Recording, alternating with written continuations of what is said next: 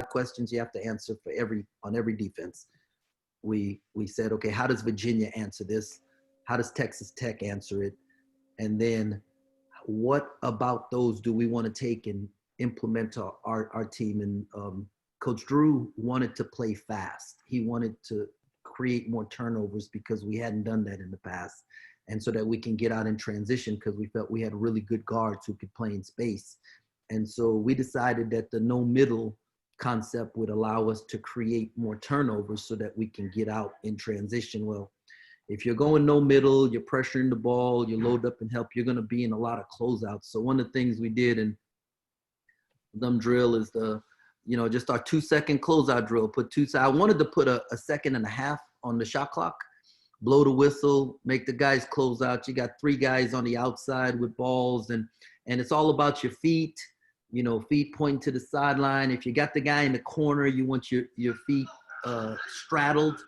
And then there's a lot of talking. You hear him talking, tracing the ball, great ball pressure, because the skip pass will kill you if you allow it in the no middle defense. And so it's 2 big steps, we're talking, high hands, pressure the ball, and make sure if they try to go middle that they're going to hit your chest.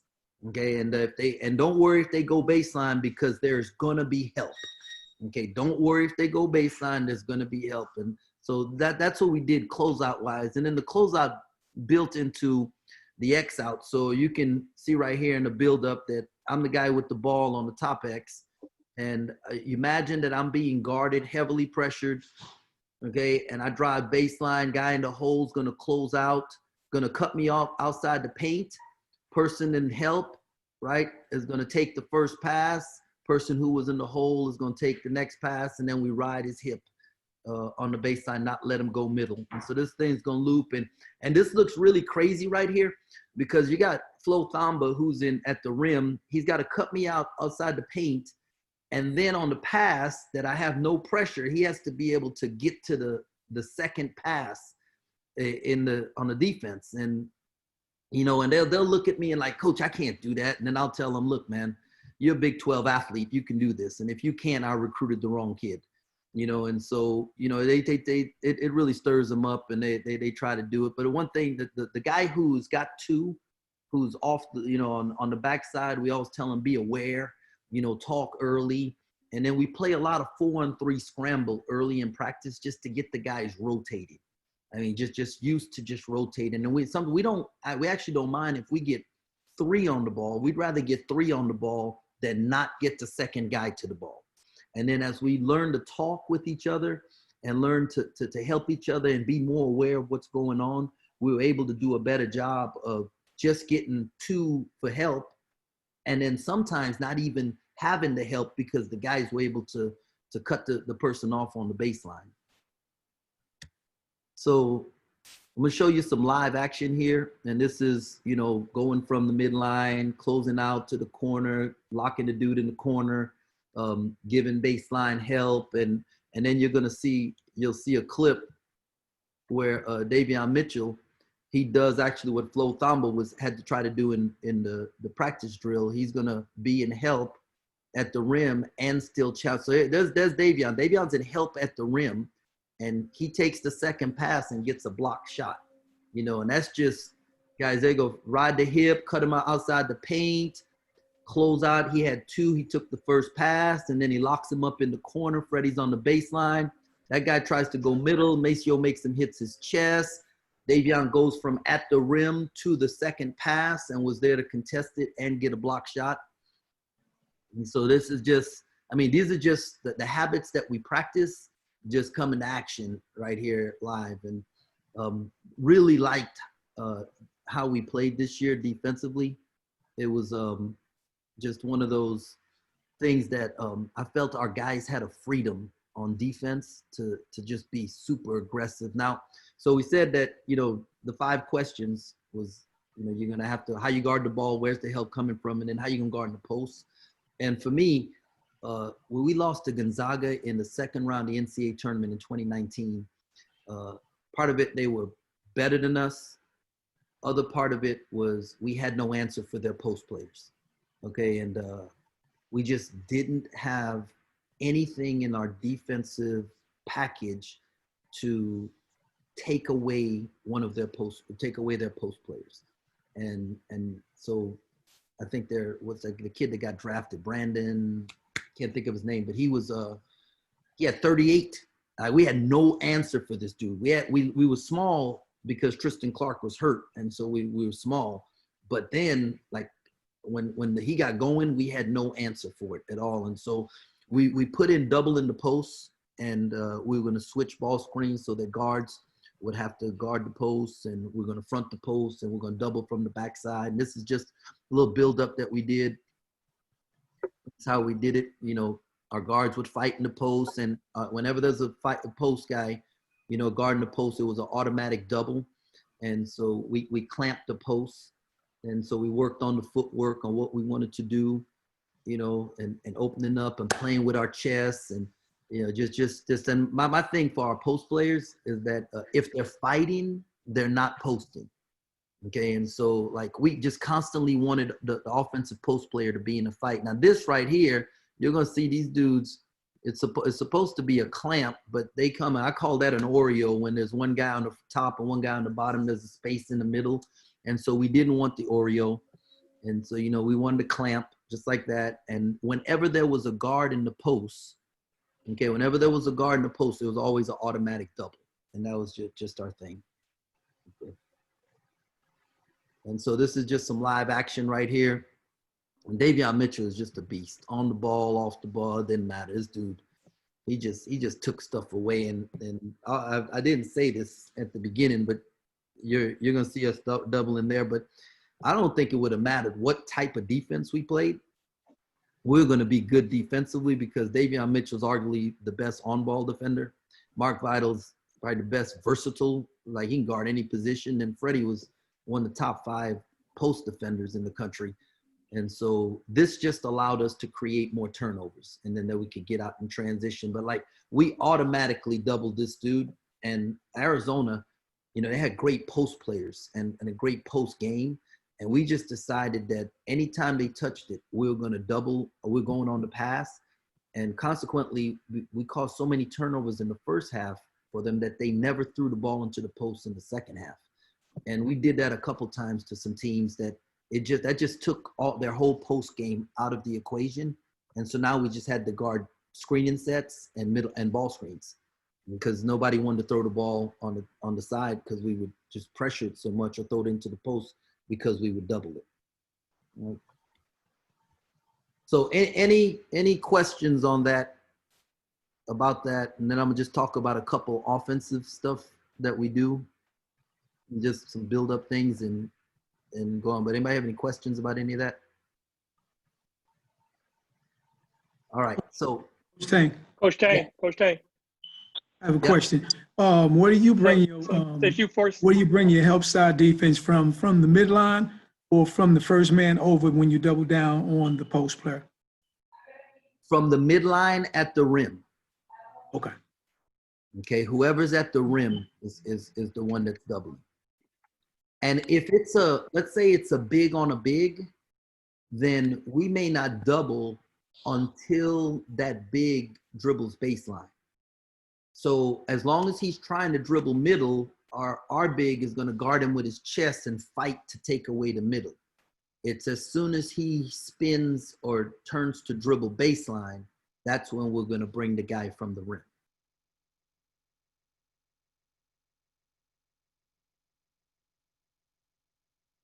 Anything else? Coach Tang, Terry Johnson, Ohio State. Hey, Terry. Since you guys force everything baseline, are you aggressive in the ice? Are you icing ball screen? Yes. Yeah, we are icing the ball screen. And so what we did is like, sometimes when we forced it, we iced, you'd call it like, we had ice and blue. Okay. So if we were blue and blue, called to switch. Okay. So it would be the big would take guard, the guard would take the big, especially if it was a shooter. If it was a non-shooter setting the screen, then we would ice, which meant the guard would force him down, but the big would recover back to his guy. So we had 2 calls, but we were always trying to push everything. If anybody can y'all hear me? Yep. Yeah, if anybody ever threw the ball, like, you know how 70% of offenses are initiated at the top end, elbow extended? If anybody ever threw the ball to one of those spots, we were automatically, extreme pressure, make them have to dribble, don't allow them to stand and look. It didn't matter. Like, it was like we were going to make those 2 spots, like, if you threw it there, it was a death wish.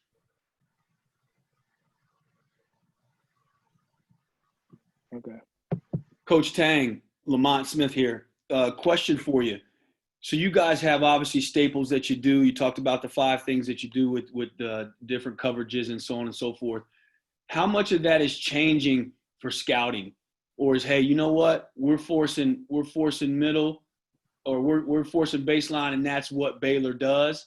Or, hey, we're playing Terry at Ohio State, and we've got to mix it up. What would you say is more staples and more scouting, if you could kind of break that down a little bit? I would say early in the year, it was all, this is Baylor, this is what we do.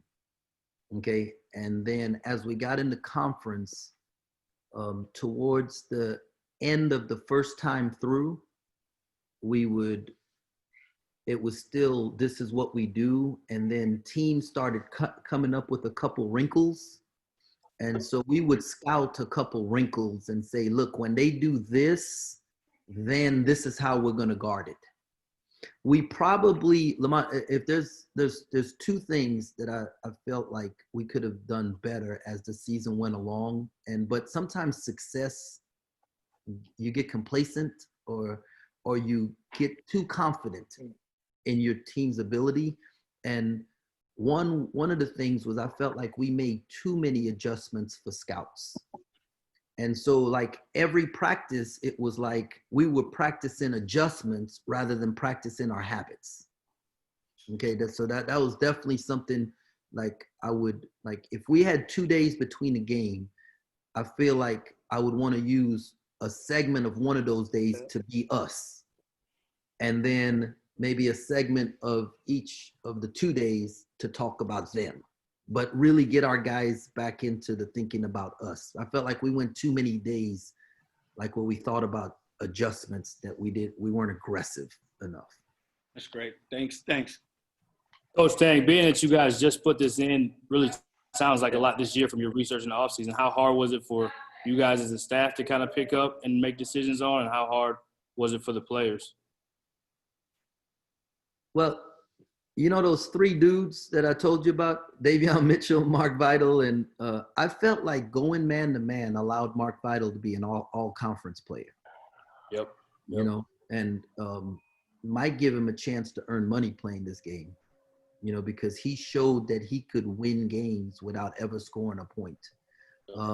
And I think so those guys, like, I mean, it's in their DNA. Mark and Freddie and Davion, it's in their DNA. And because it was in their DNA, it allowed the other guys just, I mean, they had to come along. They bought into it, you know? And so it took a while. I mean, like, we scrimmaged LSU, our first scrimmage. It was one of those close scrimmages, and LSU scored 92 points against us in a scrimmage. Right now, they got really good guards and everything, but 92 points. And so there was definitely a lot of learning going along with it. And, but they really bought into, like, if what I enjoyed about these guys is that they've been, like, sometimes you go to your team and you say, hey, man, what you think about this? And you get guys who want to do whatever's easiest, not necessarily whatever's best. I always knew with them, they were giving me what they thought was best, not what they thought was easiest. And so as a coach, it was real easy to make adjustments to that, and to listen to them. There was a lot of give and take on this thing. That's good. Thank you. No problem. Anything else? Coach, Patrick Cray, quick question for you. Do you think this made you guys better offensively, seeing the fact that you're a little more up-tempo and guys are getting after it? Mm, yeah, well, you know, definitely playing in transition that helped us. I felt like what it did is it gave us a great identity. And so even when we weren't good offensively, our guys felt like we could win games. And so they didn't allow their offense to dictate their defense. So like I don't know if like we played Butler, and I think we scored 22 points in the first 8 minutes of the game, right? And then Butler decides they turned it up defensively, and I think we scored 33 points the rest of the game. But luckily we held Butler to 52 for the game, so we won. I mean, it's just, so I don't like our guys. I don't know. I can't tell you it made us better offensively, because I feel like we got a ways to go that we could be better offensively, but it definitely allowed us to win games without being good on offense.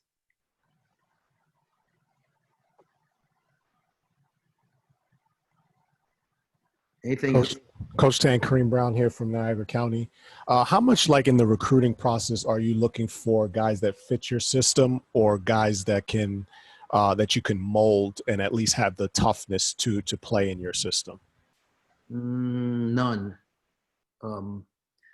Coach Drew's philosophy, and so you're asking me about Baylor, and so this all goes to what Coach Drew believes in. Okay, so Coach Drew's philosophy is get me the best players, and I will figure out what gives them the best opportunity to win. Okay, so that's his thing. What I will say that we look for in recruiting guys is that they have to be able to shoot, okay, and they have to smile. Those are the two things. Because we found that guys who smile, they make us smile, and it's fun to be around them, and they usually play with energy. And then coach can't coach guys who can't shoot. Like, I mean, it's just one of the things that drives them crazy. And so Mark Vidal is an anomaly, but he's an anomaly anywhere. Like he could play for anybody in America, without ever shooting the basketball. Because he's a 95 guy. He's the 95 guy. Yes. Yes, he is. He's Mr. 95. Yeah, yes, he is. What's crazy is he makes other teams run offense away from him. Like, it's just like, dude, people will stop running stuff that will involve him on the play defensively. And it just like, can you imagine how hard it is as a coach to think, how do I get this guy in help and not in a position where he can make a play on the ball? It's crazy. Anything else? All right, so this is real quick. So I told y'all about how simplistic John Jacobs and Alvin Brooks are able to make things. John is unbelievable on the offensive end. And I mean, we all do slide, fill, and drift. I mean, we teach certain things that John, there's just some simple drills that we do, how it works into our offense, and just, kind of simply how he and we teach this thing. But I mean, this thing just is going to keep looping, but it's a simple, drive the lane line. We purposely make them do a forward pivot, so they have to be ball strong, because we want them to jump stop and then pivot, jump stop, pivot. And guys to like give each other space, don't chase the basketball, and so we teach them to slide, on the lane line drive. We teach somebody to get to the drift, but it's on purpose. And it like he probably sucked in a little bit too much there, but that lefty push pass driving the lane line, I mean, they just do that over and over and over, and it's just constant talking, 3-on-0, teaching them to jump stop, forward pivot, so that they have to be ball strong. One of the things Coach Drew talks a lot about is not just jump stop and pivot, but he like pivot. Like we'll make them make multiple and sometimes 3 pivots on a jump stop, just because if they'll do 3 in practice, they'll get you 1 in the game. And teams usually will adjust when a guy pivots one time, but they lose track of it if they pivot 2 or 3 times, and then you can find the shooter in the window, you know, and just teaching the guys, you know, you can see through windows, so get to a window so they can see you, you know, and so that's just one of the simple drills that we do, and we do it a 2-man and builds up to a 3-man. And while they're doing that on one end, we're doing something on the other end. But you'll see it here in the game, just simple, you know, just simple pull, kick, stand on an X, just shoot the ball. Just play it, just make the game really, really simple. Drive, draw 2, kick out, make the game really, now it helps when you got like, you're throwing the ball to Maceo Teague and Jared Butler, you know, but this is just like, I mean, we just rep this simple thing. We just rep it over and over. Let's get to the stress box. Let's draw 2. Don't do anything more. Once you see numbers, just throw the ball to the open person. You don't have to do anything else, and then be ready to shoot. And this is an everyday thing at practice. Just really, really simple. Drive the bubble, and John calls them bubbles. So like when you look at the floor, I'm gonna see if I can pause this for you guys. Oh, my bad. I went too far, but there we go. I think I can pause this. Okay, so John always tells our guys to look for bubbles, right? So the biggest bubble right now is to Maceo's right? So if this kid, this is Jemias Ramsey, and he's a freshman, right? So where he should be is right in there a little bit more, and then the bubbles would be smaller. But this is the biggest bubble, so his job is to just pop the bubble, right? And you see this big gap right there, so we know that's the guy that's going to get tested. So pop the bubble, throw the pass, you know. And I mean, it's just such a simple concept of showing them on film and then teaching them out on the court. You know, where's the bubble? You know, just go pop the biggest bubble. So there's the biggest bubble, right? that's the biggest bubble. So what we're gonna do, we're just gonna go pop the bubble. They're gonna have to bring help, yeah, and then throw the ball to the open person.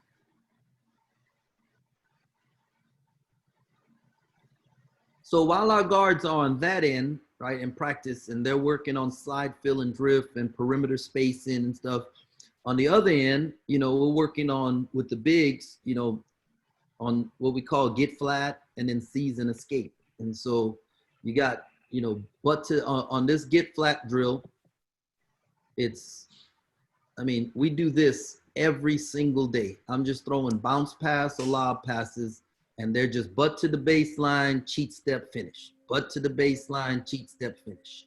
You know, it's not none of this like 3 or 4 post moves with 2 counters and all that kind of crap. It's butt to the baseline, cheat step, finish, over and over. And I either throw bounce passes or lob. So our guards, if our guard throws anything but a bounce pass or a lob, we get really pissed off at him. Okay, and so like Jared Butler, but coach, I got that through there with the no look. But yeah, it's like 4 out of 5 times it's a turnover. All right, so let's just keep it simple and just do what we teach you to do, because it's what those guys are expecting.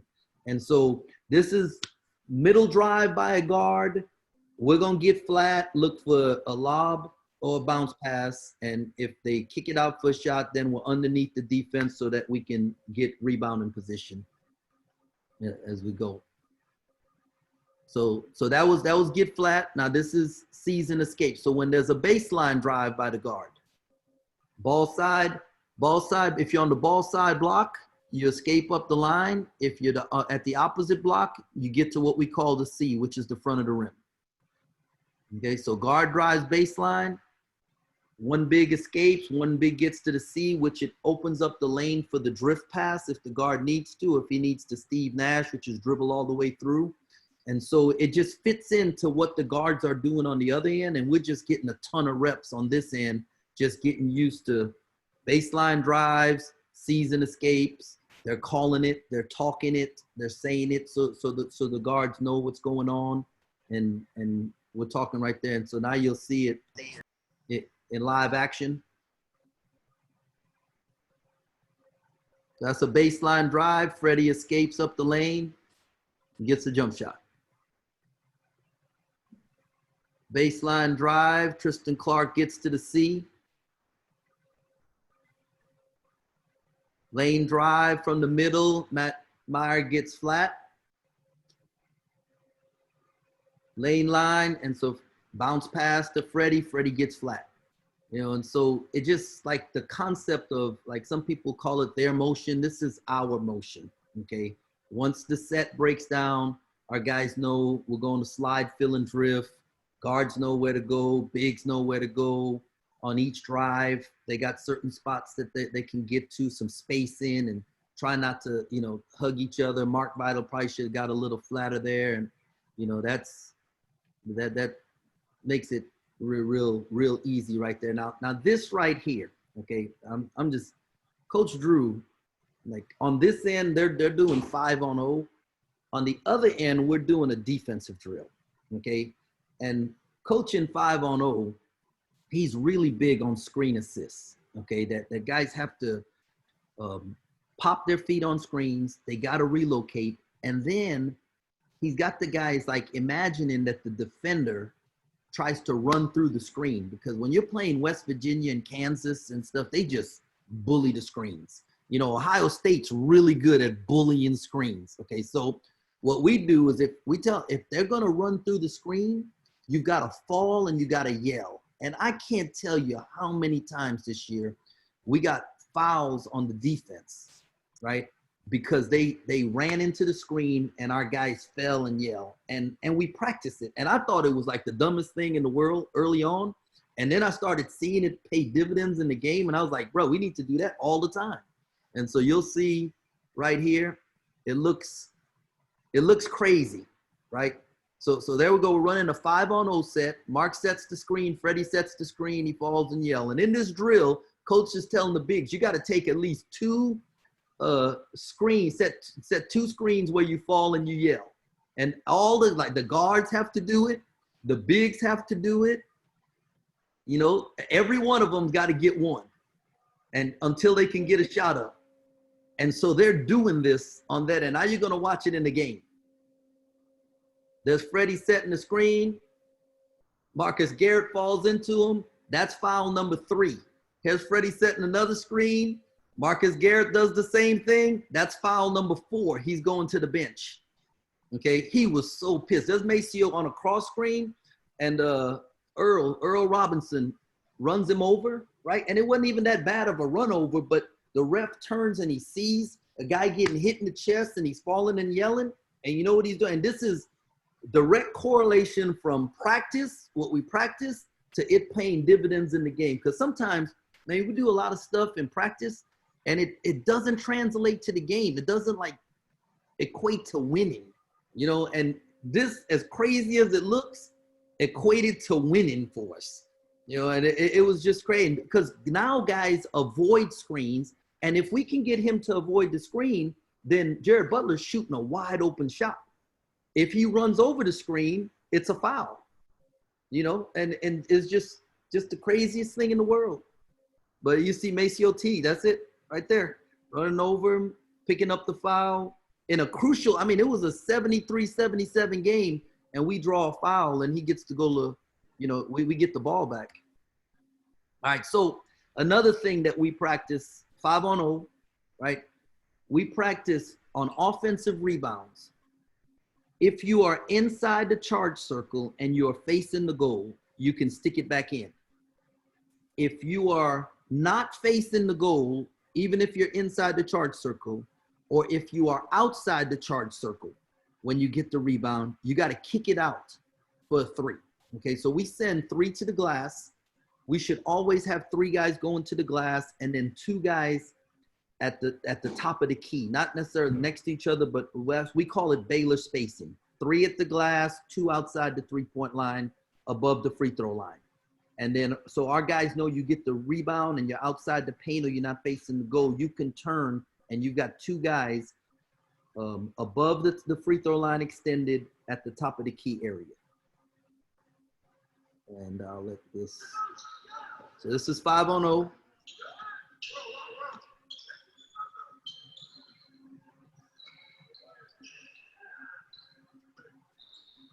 Shot goes up. That's Baylor spacing, the triangle, two guys at the top of the key, kick out for the shot. Arkansas, 19-2 now, Baylor's lead over the Bears. Mark Vidal turns the corner, drives, layup, no, Gillespie battling. Gillespie has the offensive rebound. Kick to Bandu with the hot hand, and he hit.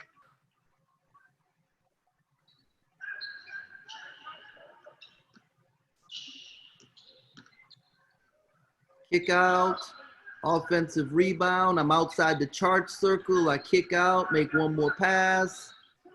Get it outside the charge circle, got to kick out again. And now you'll see it in game action. Shot goes up, offensive rebound. He's got somebody on him, so he kicks out. We get one more. And that's direct correlation from practice. And anybody have any questions on that?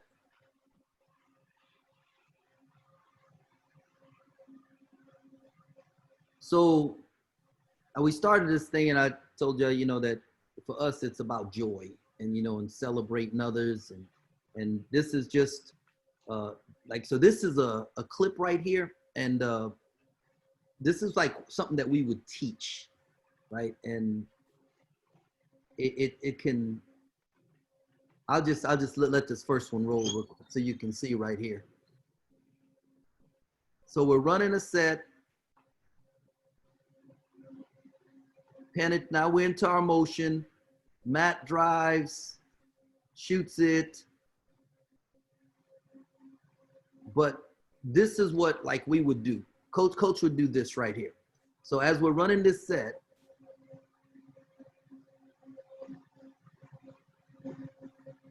he would pause it right there and say, Matt, what can we do right here? Okay, so when we're talking about our philosophy of joy, you know, others, yourself last, turning down a good shot to get a better shot, to get the best shot. And so he would pause film and ask Matt, what could we do right here? And then Matt's gonna look and say, because when he was a freshman, he'd go, but I made the shot. And coach would say, well, I understand that, but what would be the best shot? That's a good shot, but what would be a better shot? And then he'd say, well, Devontae's a 50% three-point shooter, and his defender has his back to him. So maybe if I stopped and kicked it out to Devontae, then he would get a wide open three, and that would be a better shot. And then if the guy from the corner rotated up, Devontae could go to the corner to Maceo, who is a 43% three-point shooter, and he would shoot a wide open one. That might be the best shot. And so with 8 seconds on the shot clock, we don't think that's a bad shot, but we could still get a better or the best shot. And because, I mean, we show tons of clips of us getting wide open looks, 3 seconds or less on the shot clock, because we happen to make the one extra pass or the one more that got us the very best look out of that.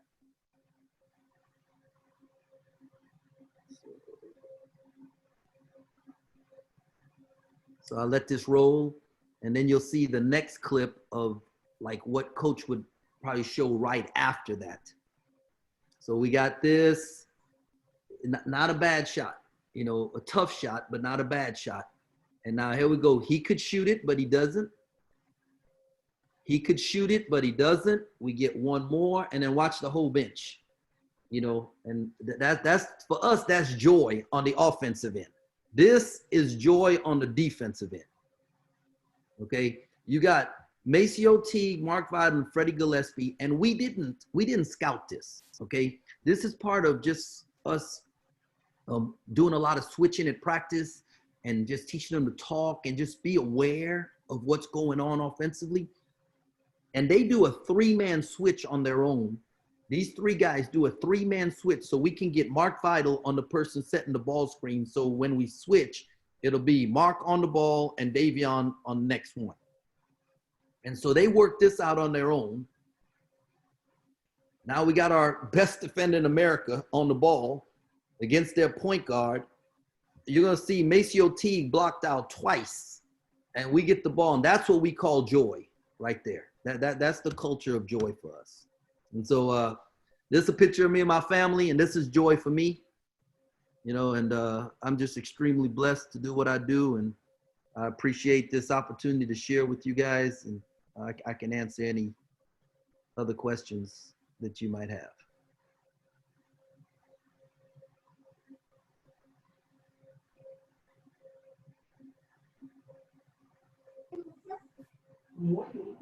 You got it, B. Coach, you hear me? I can now.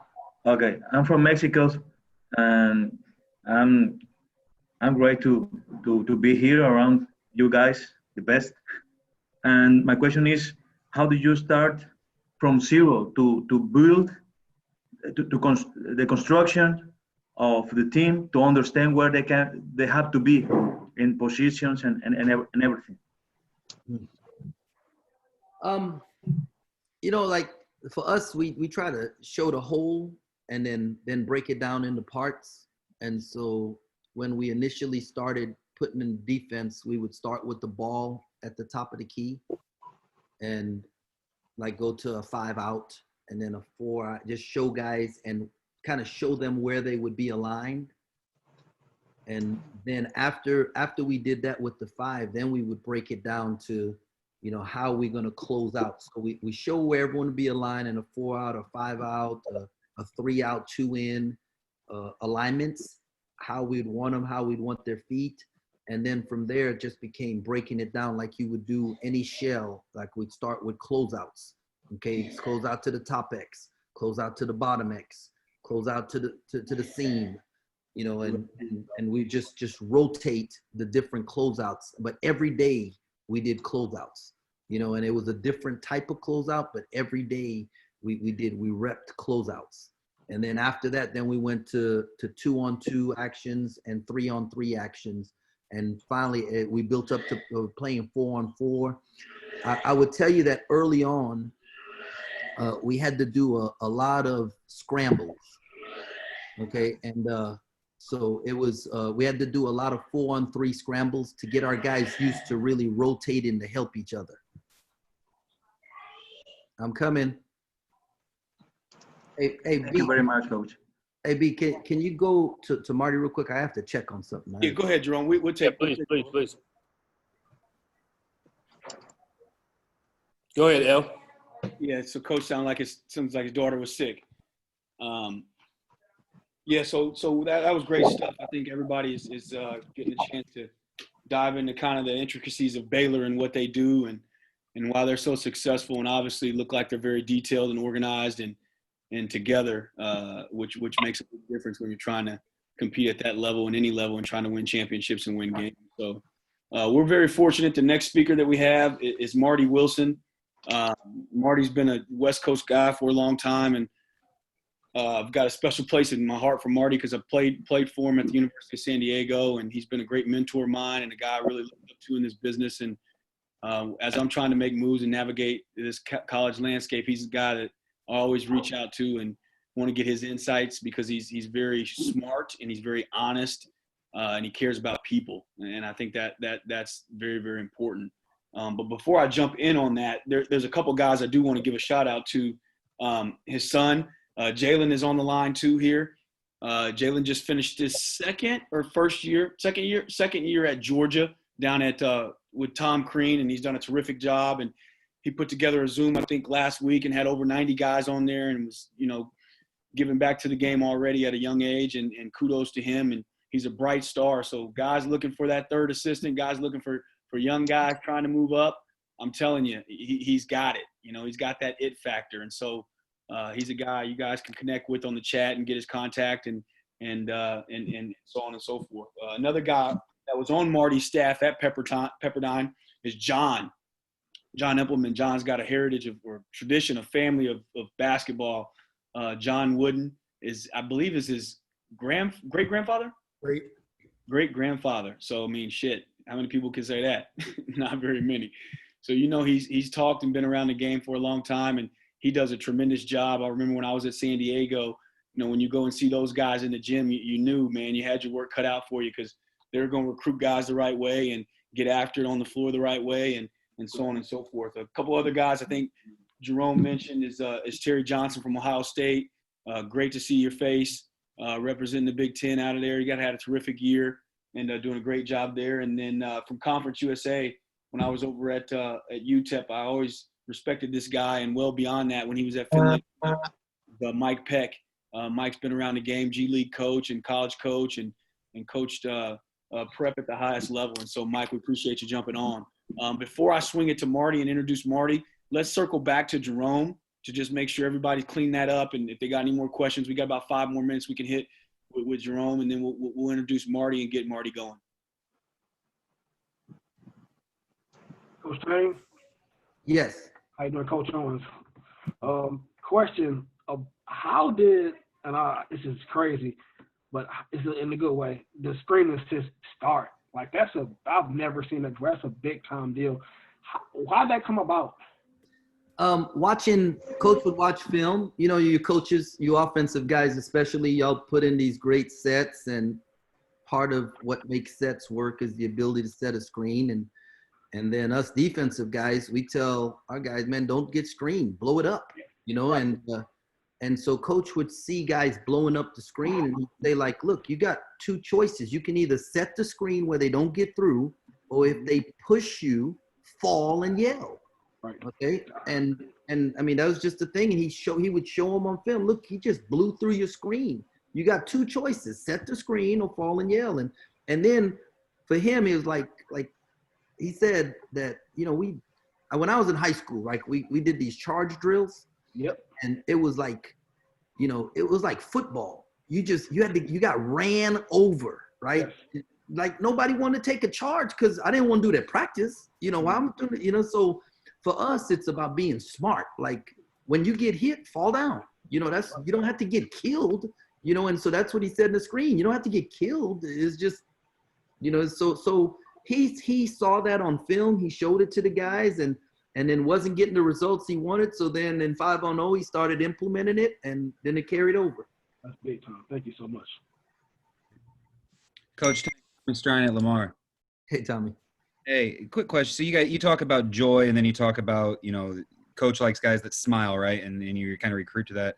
How important is it for you guys, and do you guys hold each other accountable as a staff to also smile and to also show that joy? So that way it's, you know, it kind of, you know, incorporates into the culture. And I know that, you know, Coach AB talks about you guys kind of monitor and track celebrations and stuff like that. Just how important is all that stuff for you guys as a staff, and you guys talk about that as a staff and keep each other accountable?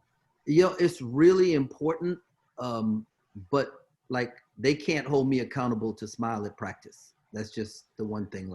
I'm like, I won't say a jerk, but I'm consistently tough every day at practice, and I'm consistent with it, like from the top guy to the bottom guy. And then on game day, I'm going to be happy and smile, and like, we're just going to be really proud. Like nothing goes wrong on game day. Like nobody's ever late on game day. Nobody, you understand what I'm saying? Like we really work really, really hard to that Coach Drew gets no bad news on game day. And during the game, it's not the time to piss dudes off. And I've done that. Okay, as a younger coach, like I picked the wrong times in games to piss guys off, and that's just not the time, you know. And so we try to make game day the happiest, joyous, everybody's doing great things, you know, kind of thing. And then, but practices, you know, we get to be a little bit more ornery. Hey, Coach Tang, this is Bakari Alexander over at Denver. I had a question for you. You know, since we teetered into the culture, could you share with us, you know, you got some great staples, man, offensive rebound and stuff, inside the arc, outside the arc. You've had so much continuity at Baylor over the years. Could you help us understand how the players kind of fit into that in terms of sharing to the young guys or the new guys or the transfers? Hey, this is how we do things at Baylor. Talk to us about the culture of the players within the program that helps you guys as a staff keep things rolling. But, you know, and I think that's real important, is the continuity of Coach Drew being here for 17 years. And so in the summertime, we have guys that come back, because kids don't come back to buildings, they come back to people. And so guys come back in the summer, and we have a vet week. And throughout the summer, we have veterans that come back, but we have a specific week that we call Vet Week, and they come back and they play with our guys, and they go out to eat with our guys, and they're in the locker room with them. And some of them are in the NBA, and some of them are overseas, and some of them are done playing. But they come back and they're just constantly talking about, you know, how it doesn't seem like it matters right now, but it's really important. Or, you know, enjoy this time that you have, because when it's over, it's not that, you know. And when Torian Prince is telling the man, if it wasn't for the money, I would rather be in college than the NBA any day, you know. And I mean, and that's the only thing, and that money really doesn't bring you to kind of you know, when you have guys like that who are coming back and tell them, it allows the guys in our program maybe to take a deep breath and maybe unpack their bags a little bit more and say, you know what, let me enjoy this a little longer. So it's so important that you have guys, because I mean, they get tired of hearing my voice. And I you know, when I got here, our thing was we're a young, energetic staff. Well, 17 years later, we still might be energetic, but we ain't young no more. So, you know, we need our young guys to share that message. And so that is real important. We try to put a player that we have with a veteran who's gone, you know, that maybe he's going through the same type of thing. Maybe a kid who's redshirting with a kid who redshirted, you know, so that they can like have a mentor. And then we get our older guys to really pour into our younger guys. Coach, how you doing? This Mike Scott from Cal State Bakersfield. I just had a question about, you were kind of going over some of the things y'all do in practice as far as the bigs and those guys lifting on the baseline drive. Mm-hmm. How is it more of a feel to where they lift to, or do you guys teach a specific area? Like, I've seen it both ways, and I've kind of seen it work both ways, just depending on what the offensive guys are. But do you make them lift to the elbow, or is it more like, man, just find a gap? We really try to teach them to not get to we don't want them to get to the elbow, because it's too easy for the guard at the top of the key to dig down. So we try to get them to lift a foot off the lane line, because it's an easier pass for the guard, and, you know, to the first or second hash. But it's more of a feel, but we never want them to go as high as the elbow. And, you know, there's a lot of ways to do it. It's just what the guard has to know and the big has to. As long as they're on the same page, then we're all right.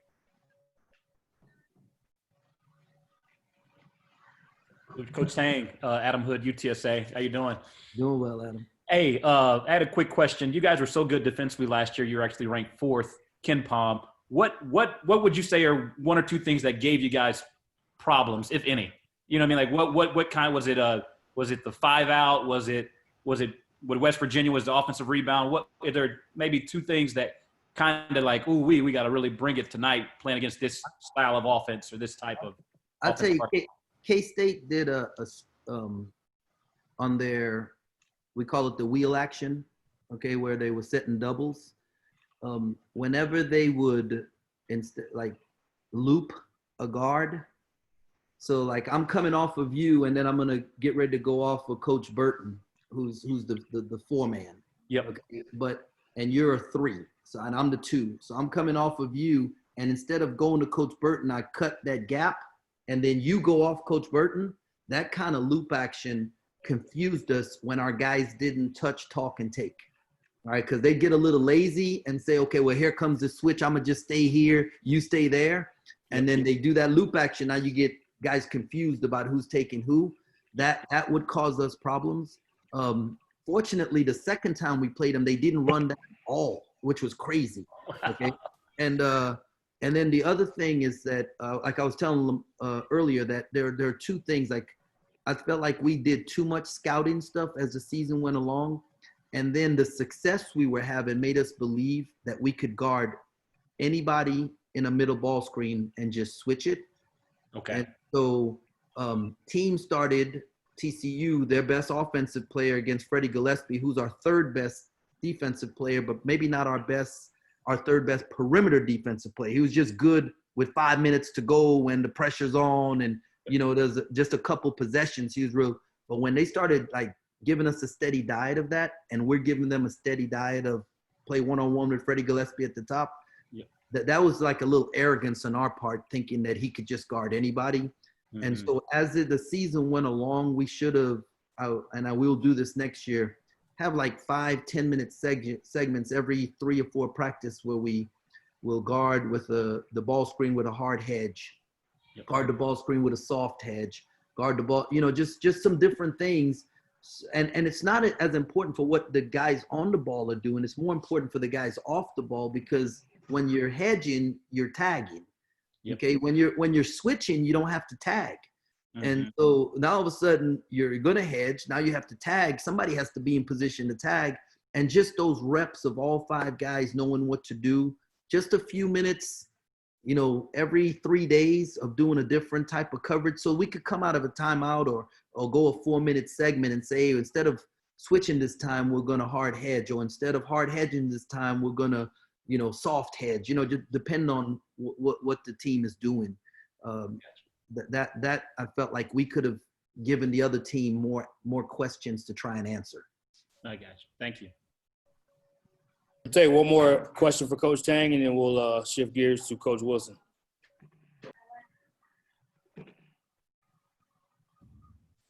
Jerome, I'll fire one way if nobody has one.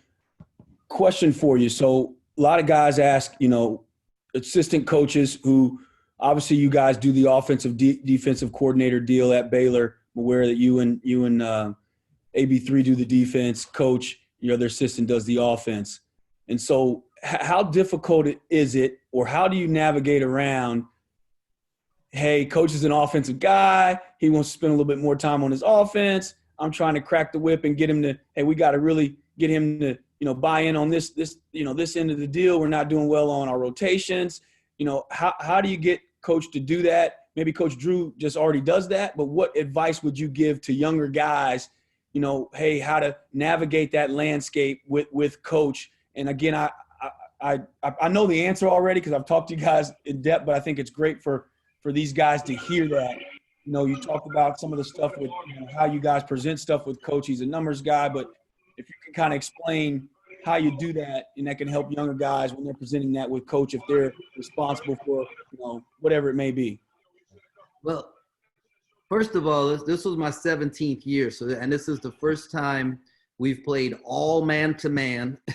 And this is the first time coach ever let me sub. Okay, so I don't know that there's a quick fix, but I think really understanding, Coach Drew is a numbers guy, like Lamont said, and I am not a numbers guy, okay? I understand numbers. I mean, I understand analytics. I understand the correlation, the value of them, but that's not necessarily the way that I speak or I see the game. And I would speak feel, and coach speaks numbers, and so there was a communication gap there. And so because there was a gap, there was a frustration. God just blessed us to have John and Al come along, and Al's a finance major, and so he's a numbers guy. And so I can go to Al and say, Al, this is what we need to do, and this is why. Can you put it in a way that Coach Drew will understand it? And then Al can put the numbers together and then present it to Coach. And if Coach can see the numbers and it makes sense, then he's willing to do it. So for me, it wasn't about who explained it or who got the credit. I just wanted to win, all right? And so if I just want to win, let's just figure out the best way to get it across to who it is. If Coach was more of a feel and stuff, then I'd have somebody else explain it. I mean, whoever's the best storyteller on the staff, go tell the story, man, so we can get it. But just so that, he can understand what's being said. And for a long time, I would say stuff and he'd be like confused. And I'm like, why are you confused, bro? I'm just speaking English. And then somebody else would say it and they would but it wasn't say something. He would go, oh yeah, okay, I get that. Well, that's what the hell I just said, and so, but maturity came along and said, bro, you better learn how to speak his language or find somebody who does. And so that's what we did. But understanding what your coach understands and what he values, like the closeout drill. Like for me, I could just, hey, bro, you ain't going hard enough. I know what it looks like. I know what it's supposed to sound like. I know what it's supposed to look like, right? Well, coaching like it. So he's like, well, how fast should they get back on defense? Well, faster than the other team runs. No, we gotta quantify it. So we have a 3.2 seconds to get back on defense. Well, okay, if that's what it takes, let's put 3.2 up on the clock and make sure you're back on defense. And he understood that, and so that was great because it works, and so, so you got to know, you have to study your head coach, right? And what the crazy thing is, like a lot of dudes, like they get on the staff, a young guy, and they think, man, coach is going to mentor me and, help me come along. And that dude ain't hire you to mentor you. He hired you because he needed help. He was hoping he hired somebody to come alongside him and help him take this program to the next spot. So that's what he wants. You don't want somebody who's got to let me pour into you. Now that'll happen. Some stuff will rub off and you'll figure out some things, but he wants help, right? He wants you to be a leg on the table, not you can't have like two legs next to each other talking about being mentored. The table's going to fall. All right. So understand that when you're a young guy and you get in there, man, you're there to be a helper. Whatever you need, I'm there to help you, coach. I'm not here just for you to mentor me. So I don't know if that makes sense to anybody. No, that's a great answer. And honestly, big time, man. This is why we started this deal, because I want guys like you and Marty to be able to speak organically. And so, and be honest. And that is exactly what we wanted. So I love that answer. I think that's 100% right. I agree. I see Bakari at Denver, all the way from Denver, throwing up emoji, thumb emojis. So I see a lot of body language on it that people are nodding. So your point well taken. Brian, you want to jump in?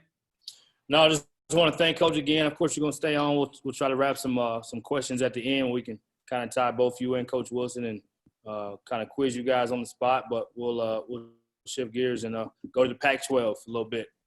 Absolutely. We kind of hit Marty's family and hit some other guys, gave some shout outs. And so a little bit about Marty. He's an LA guy.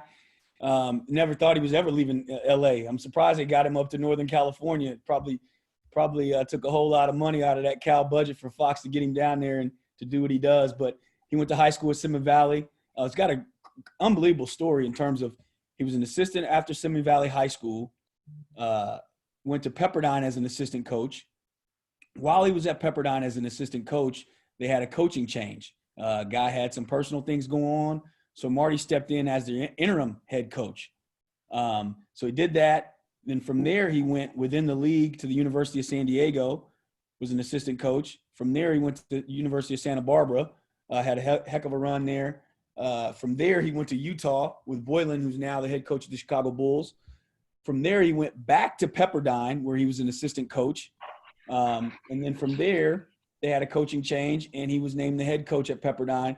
And so he was the head coach at Pepperdine. And then from there, he's now at Cal as an assistant coach. And so a guy who spent a lot of time on the West Coast, a guy who spent a lot of time at Pepperdine, and has got unbelievable stories and great wisdom and was a hell of a player too. And the only reason why I remember that is because he was still back in the time when I was playing, he would lace him up in practice. And the term big guard was like, that was cloned by him because he was a big ass guard who you wanted no parts of when he played there at Pepperdine, had a great career. But Marty, your floor, organic as you want, and look forward to learning from you.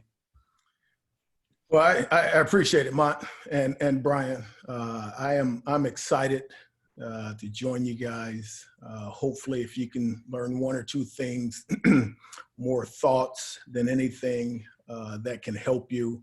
Lamont mentioned my background, and I'll put up a slide, and I'll just throw it up there real quick.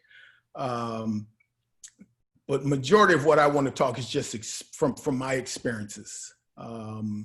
As you all, if you're not a head coach, the guys that are eager to become head coaches, I know Coach Tang will be there soon. Just my experiences on things that that I thought we did well, whether it was building the program, communication, a lot of different things. So I have some slides that I'm going to share with you guys, some thoughts, maybe a story here and there when I do that. So hopefully I can share the screen. Lamont, I want to thank you for shouting out my son Jalen, and then John Impleman, one of our former assistants, and I love the heck out of both of these guys. And Coach Imp, I've known him since he was a little guy coming to our camps at Pepperdine many moons ago.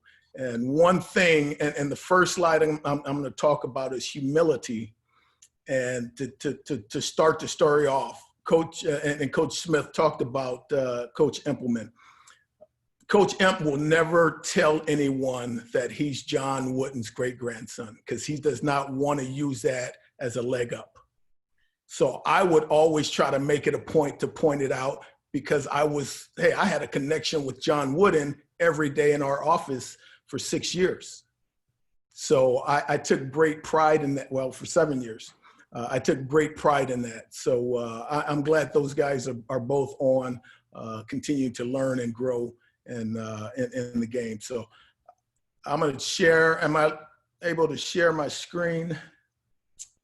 Yep, you are, Coach. Okay, let me see if me and my son was working on this earlier. Can you guys see that? Yep. Yeah. Okay. So this is just the stuff, and I'll flip off of this. I don't like looking at my big old milk dud head. So that's just my breakdown. I've worked for 9 different coaches, 1 year in high school, and then all the different places that Coach Smith talked about at Pepperdine, San Diego, Santa Barbara, Utah, back at Pepperdine, and now here at Cal.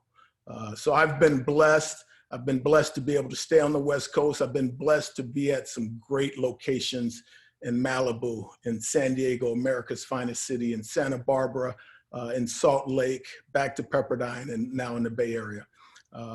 Friends of mine used to joke and said, "Boy, where are you going to go? One of these days, you're gonna go to a place where you don't have to go, a place like Moscow, Idaho." And hopefully I'm not offending anybody that's on Moscow. I said, well, sometimes I get to choose, so I don't have to go. I can take another job. So sometimes you have that opportunity to decide. So I've been blessed. I've done it for a long time. So I'm excited about where I've been and what I've done. So.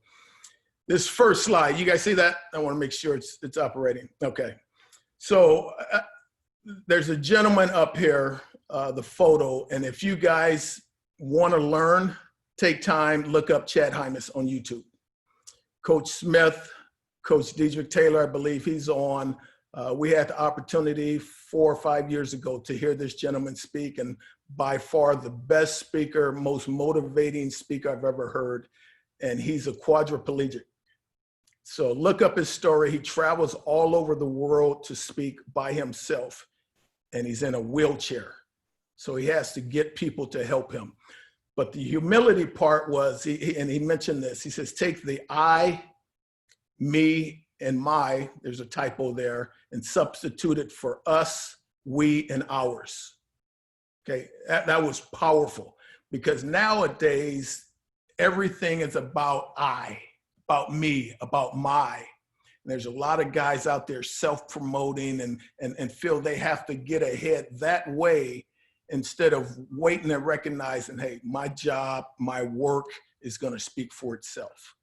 And so to have the humility of not talking about yourself, pumping up yourself and putting the spotlight on yourself, let your work do the talking.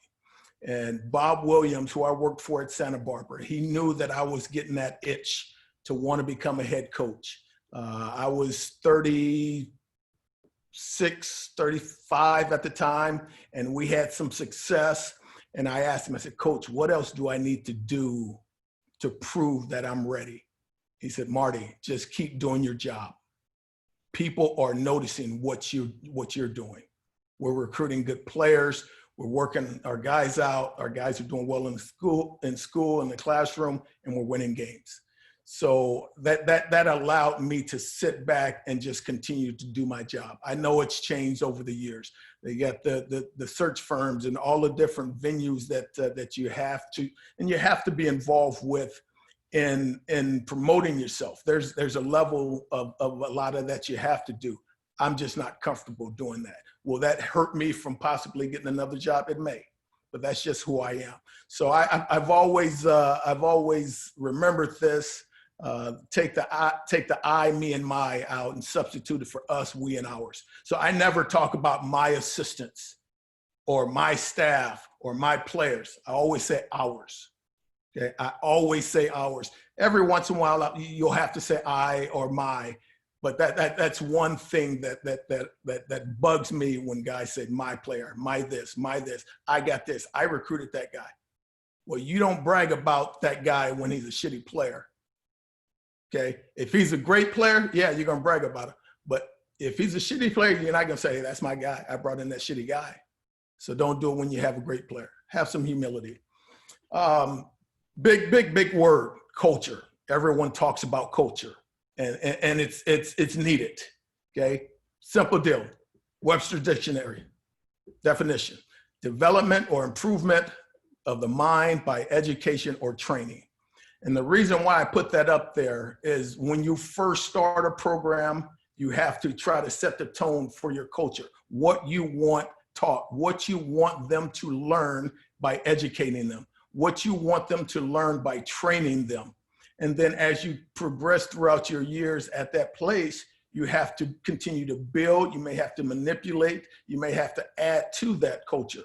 Coach Tang talked about having players come back. Some of their former players come back. That's adding to the culture that they've had over the 15, 16, 17 years. Okay, that's a huge value.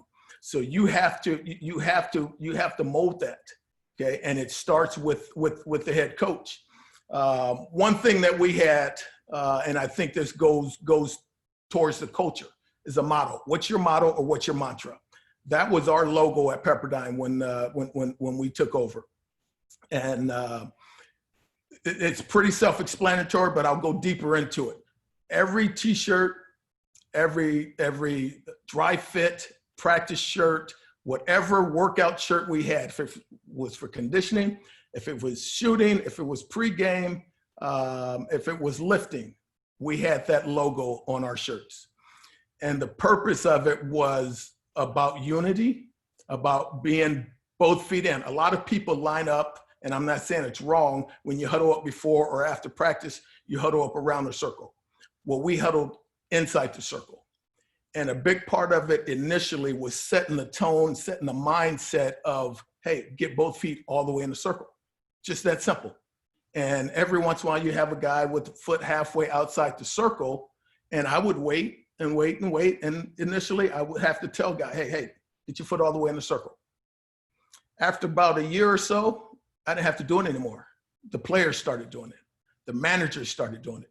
The trainers said, and we'd have 15 players. We have 3 or 4 managers. We'd have the trainer, and then we have our staff all inside that circle.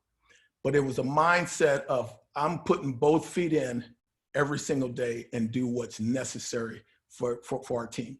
And again, it's not just on the court.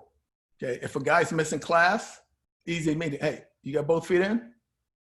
Okay, they snap back in. Okay, if they're showing a little bit of attitude, hey man, you got both feet in? And it was just that little reminder for them to hopefully snap back in. So whatever your motto is, whatever your mantra is, it's something that you got to believe, but you got to show it consistently. And that was our way of showing it every single day by putting both feet inside that circle. Leadership. I'm a big fan of practicing what you preach. Okay, I'll give an easy example. I like to work out. Okay, I like to try to stay fit. If our players see our staff fat, sloppy, eating terrible food, and doing all these different things, and now we're telling them to do something different, that's a problem. They're not going to listen to us, or they're not going to listen to us consistently. So what we did as a staff, we had some challenges. It was typically 3 to 4 days a week. If our guys were up in the weight room in the preseason or the postseason or summer, if our guys were in the weight room, our staff was in the weight room working out. We didn't work out with them. So our strength coach had a workout for them. We might have been outside. We had the bikes. We had the ropes. We had the med balls. We had the weights, and we were busting our asses, and we were grinding. We were building chemistry within our staff.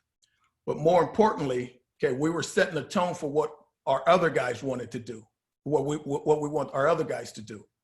Okay, so when our guys were busting and they were grinding in there, if they had to step outside and they see Coach Impleman busting his ass on the bike, hey, Coach Imp, great job, man, keep it up. I'm with you.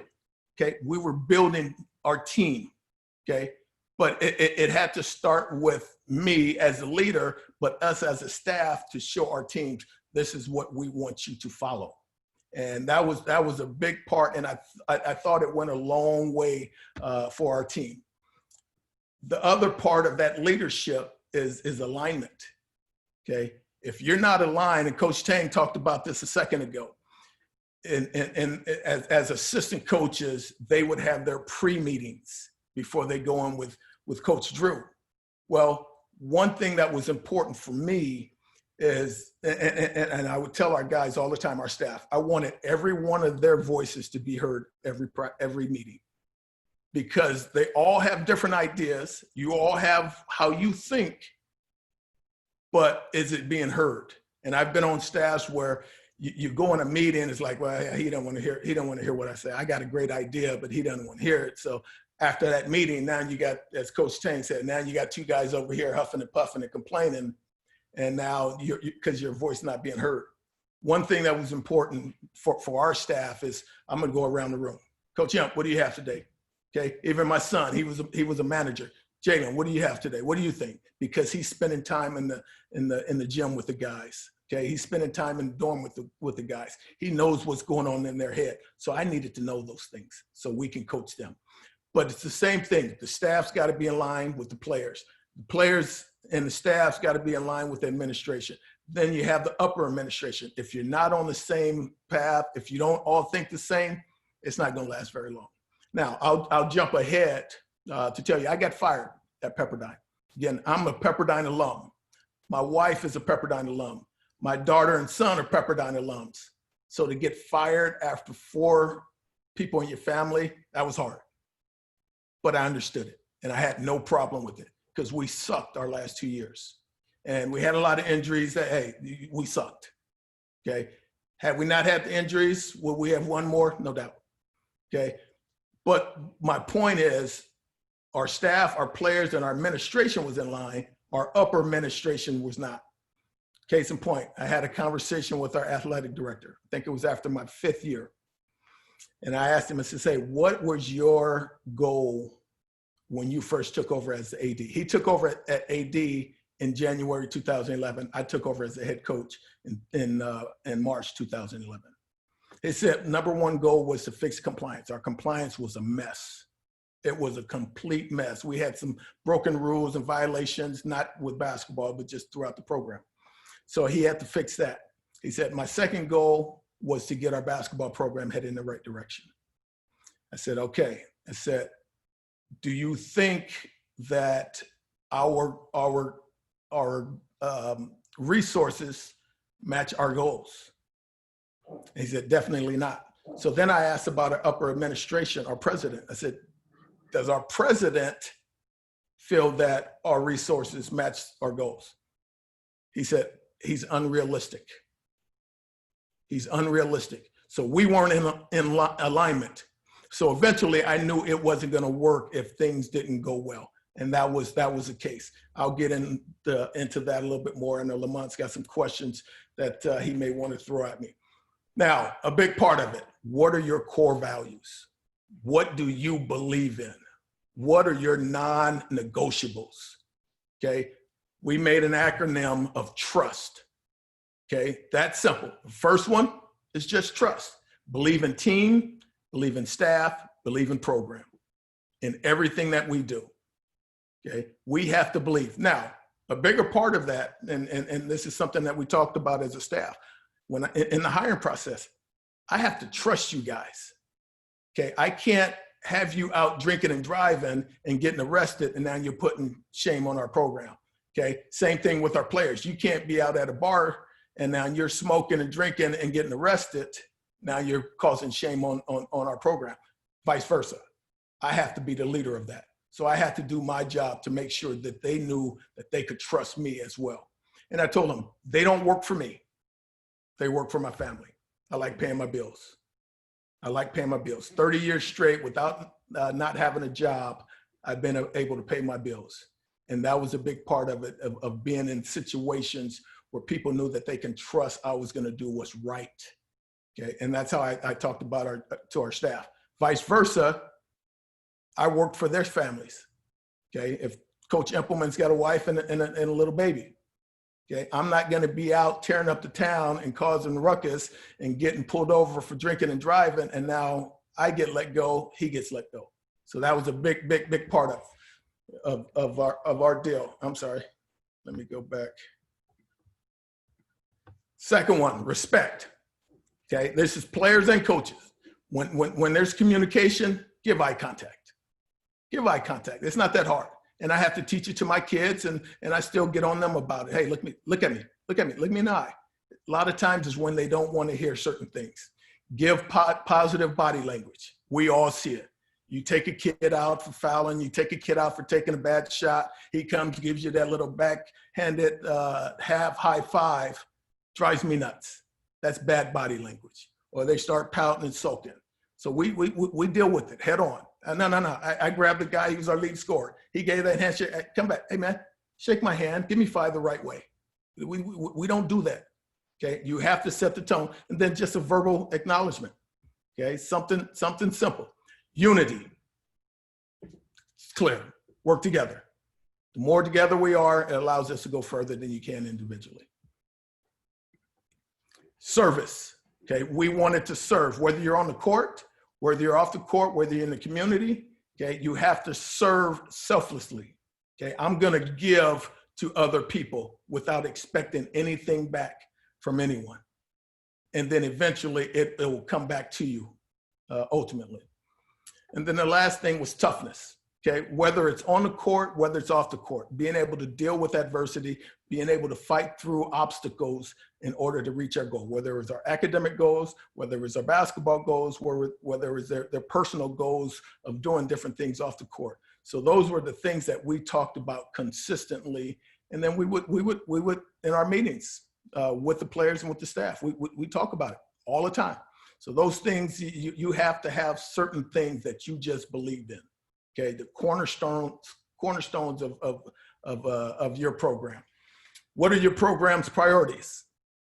Okay, do you have a set list of priorities? It was simple. Academics, number one. I've been fortunate to be at some great universities, some high academic universities. Okay, academics are number one. Basketball was a close second. Okay, if a guy had to be late for practice, we knew it was because of academics. Okay, if he had to leave early from practice, we knew it was because of academics. Your social life, distant third. We didn't want it to interfere with the other two. Okay, and one way we always talk about it, and this is how I try to live. If you want to know your true beliefs, take a look at your habits. Take a look at your habits. If you're habitually doing something one way, but you're thinking another way, you're thinking the wrong way. Okay, what are your priorities?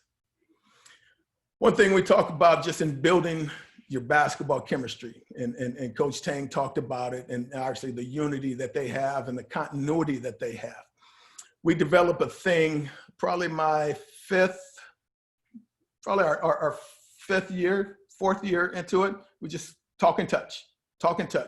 So we talked about both feet in. Every time we got into that circle, when that horn went off to start practice, everyone would have to go around before they got in the circle and just talk and touch everyone. Hey, good job, man. Hey, good job. Hey, let's go. Just constantly. And it just built up the morale. And there's sometimes we would watch the film before practice started, and guys are high-fiving and chest bumping just to show their emotions and their excitement to go to practice. And you see below, it says, passion is heard, not seen. Okay, You can hear the passion when you listen to someone. When you see someone, sometimes you may not be able to see it, but you can hear the passion in a voice. In a gym, you can walk by a gym and not be able to see it, and you hear the rah-rah. You can feel the passion of that. So that was a big part of us building the chemistry on top of the weight room, on top of the conditioning, on top of everything we did. It was, hey, talk and touch. And the great thing, we talk about alignment. Our strength coach, Matt Young, phenomenal. He would come in and watch our practices. Okay, he'd watch us doing certain things. He'd watch our skill development. He may come in and ask me, he may come in and ask Coach Imp, hey, I saw that drill you guys were doing. Hey, tell me the purpose of it. Can you show me it again? And then he would implement it into his program. So he was talking the same language. He was preaching talk and touch. He was preaching both feet in. He was preaching all the same things that were important to our staff. So those things build chemistry, and you can do it a million different ways. Okay, teaching. Okay, teaching your philosophy. Okay, I tell you, Coach Tang, I got a lot out of watching a lot of the stuff that you guys did, the offensive stuff, the drive, the drift, and terminology I may not get it, where you lift the guy up the lane, because it reinforced some of the things that we did. Obviously not at the level that you guys are doing it, but you saw what they were doing. Okay, we're going to drive baseline. Okay, and it showed when this guy was going to lift. But the biggest thing is telling them why you're doing those things. Okay, a lot of people will just show a play and not tell them why they're going to do the play, why defensively we're going to ice this guy, and why we're going to trap this guy. Tell them what, tell them when they're going to do it, okay, the situation, but tell them why, whatever it is, shooting, passing, jump stop. Hey, we're going to jump stop here, and we're going to pivot this way, and this is why we do it. Because if they don't know why they're doing it, it's not important enough for them to do it the right way or do it your way. Scouting. A lot of you guys are going to be scouts. A lot of you are breaking down film. You have to do a scouting report. This has been a pet peeve of mine, and it drives me nuts. And I don't know if players ever notice this. When you're running a scout team and you have to have the plays in your hand, you're not an expert of that team. Okay, you don't know that film well enough to be able to, hey, you can have a list of what the plays are, but if you need the drawings for each one, you're not an expert. Players don't get to have a cheat sheet. They don't get to have the plays written out in their hand when they're playing the games. So why would you, after watching 5, 6, 7, 8 games, need a sheet of paper and diagrammed to tell you what the play is and who cuts there and who cuts there? Okay, whatever you name it, hey, we're gonna go zipper to the wide pin down. Okay, you should know what that is. Okay, so guys get better at being an expert of the team that you're scouting, where you don't need that play. I guarantee you, the players will give you a lot more respect of like, damn, Coach Burton knows his stuff, man. He hadn't looked at a sheet of paper. He knows exactly what we're doing. This is the play. This is the action. Here's the counter. Boom. Okay, it'll give you a lot more credibility as you go. Discipline. Now, as a head coach or former head coach, you have to, this is an uncomfortable thing at times. And when I was an assistant, I used to watch different coaches just discipline guys and get on guys and sit guys for lengthy amount of time. Okay, or not let them play in a game, or not, hey, suspend them. And I always wondered, gosh, that would be tough for me. That would be tough for me to have to do. But when you take over as a head coach and the things that they're doing is the difference of you paying your bills or not, it becomes easier. It becomes easier. If guys are out there smoking and drinking, okay, it becomes easier to discipline them. Okay, hopefully you have the relationship that prevents them from doing those things. So my definition of discipline, do what you're supposed to do, when you're supposed to do it, whether you like it or not. Okay, if we get back at 2 in the morning from a road trip and you have a class at 8 o'clock, do what you're supposed to do. Yeah, we know you don't like it, but do it. Okay, if it calls for you to jump, stop, and pivot and hit that guy on the lift or the drift, do what you're supposed to do. Okay, those things are very important, and you have to lay down that discipline. Kids don't want discipline, but they know that they need it. If you don't discipline them, they're going to take the easy route anytime. So make sure that you discipline them. And the last thing I'm going to leave you guys with, and then we'll open it up. You ask me questions about anything. Managing your program. Okay. When we put together our staff's responsibilities, we went through all the different things, scouting, recruiting, academics, and whatever it is. Okay. At the very bottom, we hit preventative maintenance versus crisis management. And if you guys don't know what that is, okay, you're checking class, that's preventative maintenance. Okay, if you're running a guy to get him in shape, that's preventative maintenance. Okay, if you're calling a guy late at night just to check on him, see how he's doing, you heard his mom was sick, that's preventative maintenance. If you're not doing any of those things, you're going to be in crisis management, and that's too late. That's too late.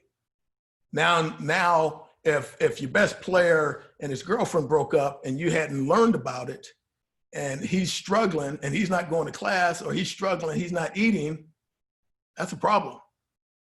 Okay, if your roommates aren't getting along and you guys don't know about it, you don't have that relationship, that's a problem.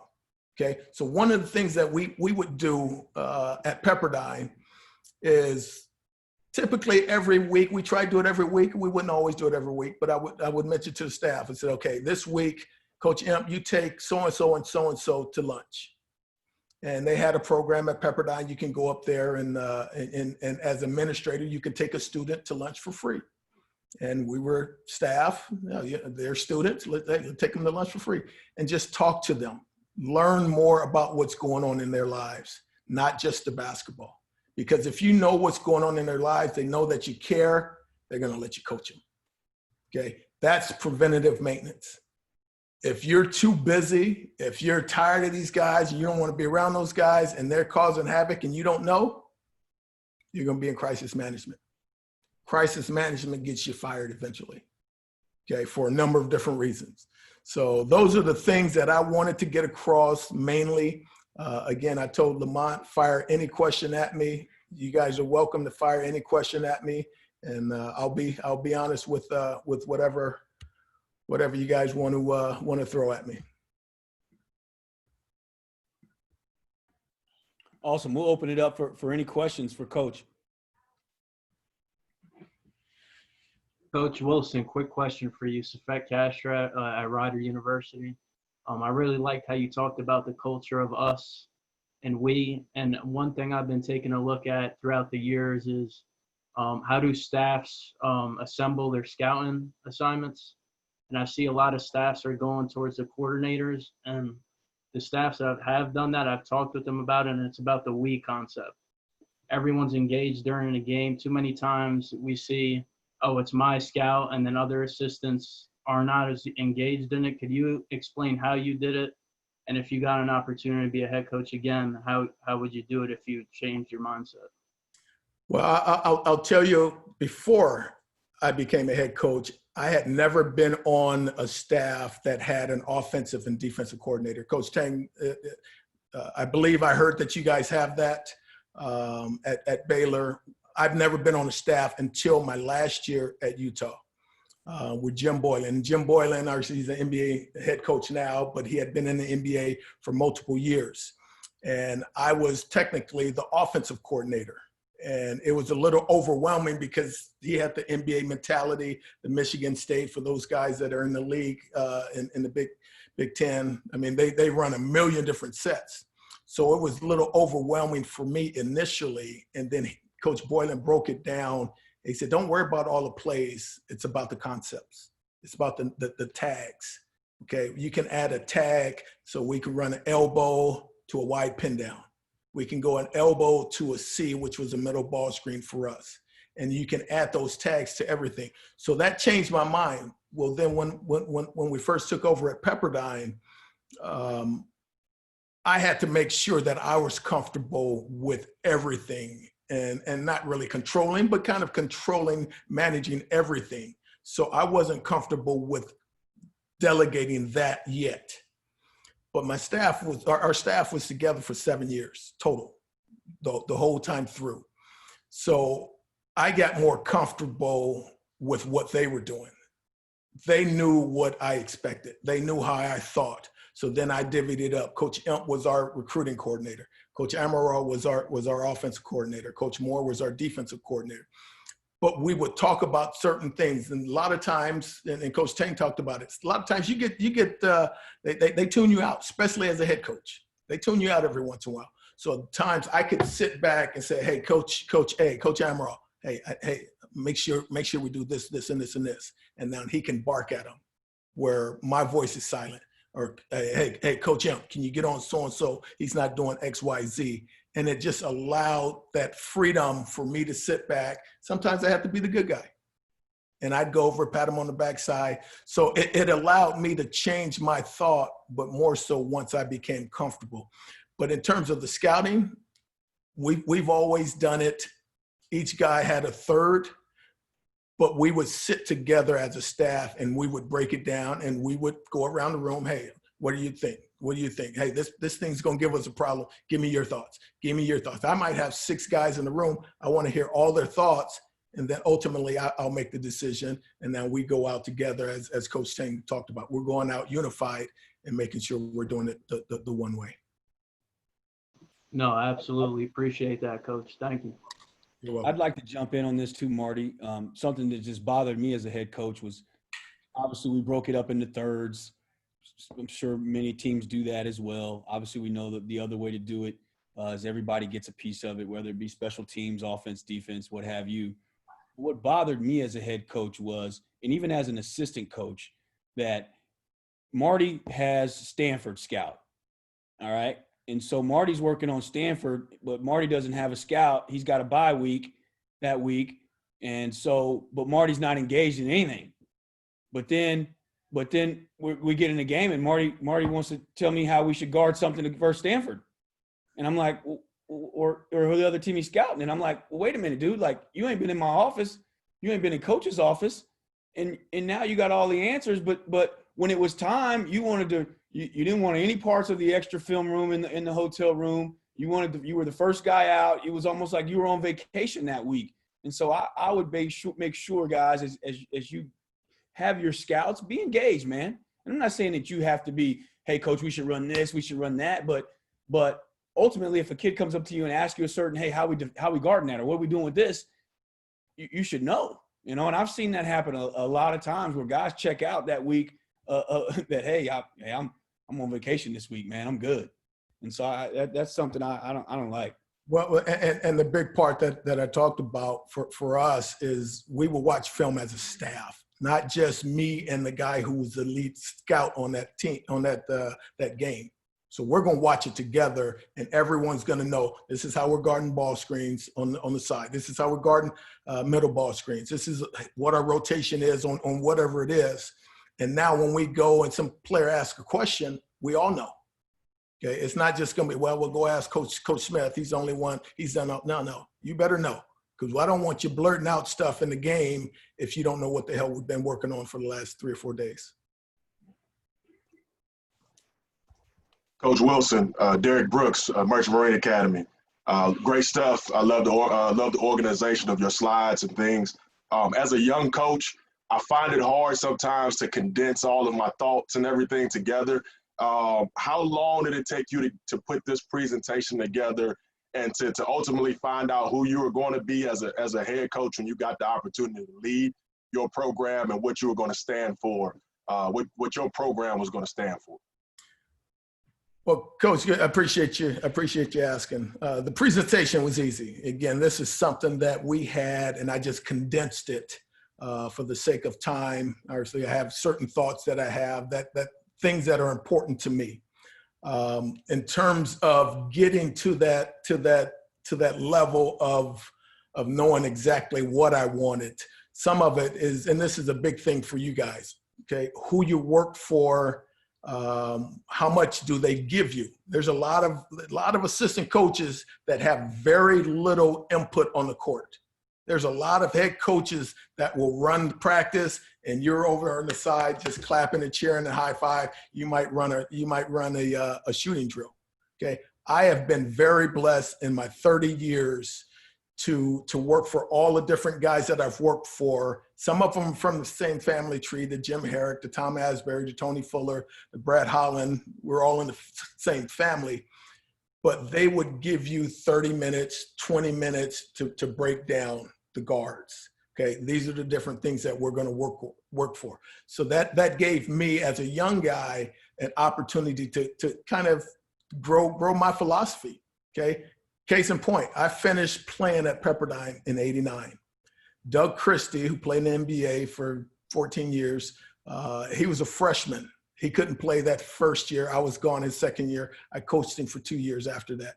So when I joined the staff in 1990, Coach Asbury told me, say, Coach Wilson, you got the guards. I'm 23 years old.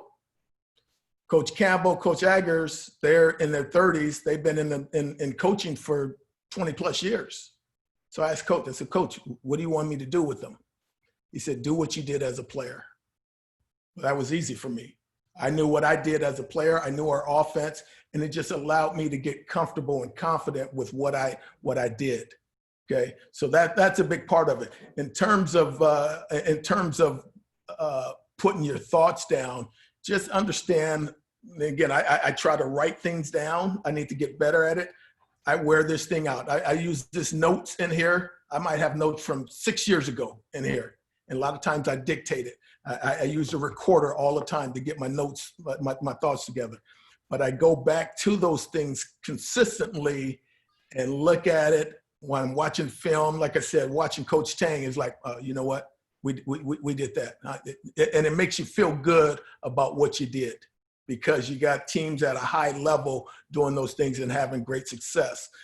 So you just got to figure out what's important to you. Tell you, when I first started, took over at Pepperdine, we were running the UCLA high post stuff, and I ran that in college, and I knew it. I knew how to coach it. But ultimately, I got away from it because it wasn't effective. And that's the biggest thing of you might run all these different plays. You have to decide, hey, what's working, what's not working.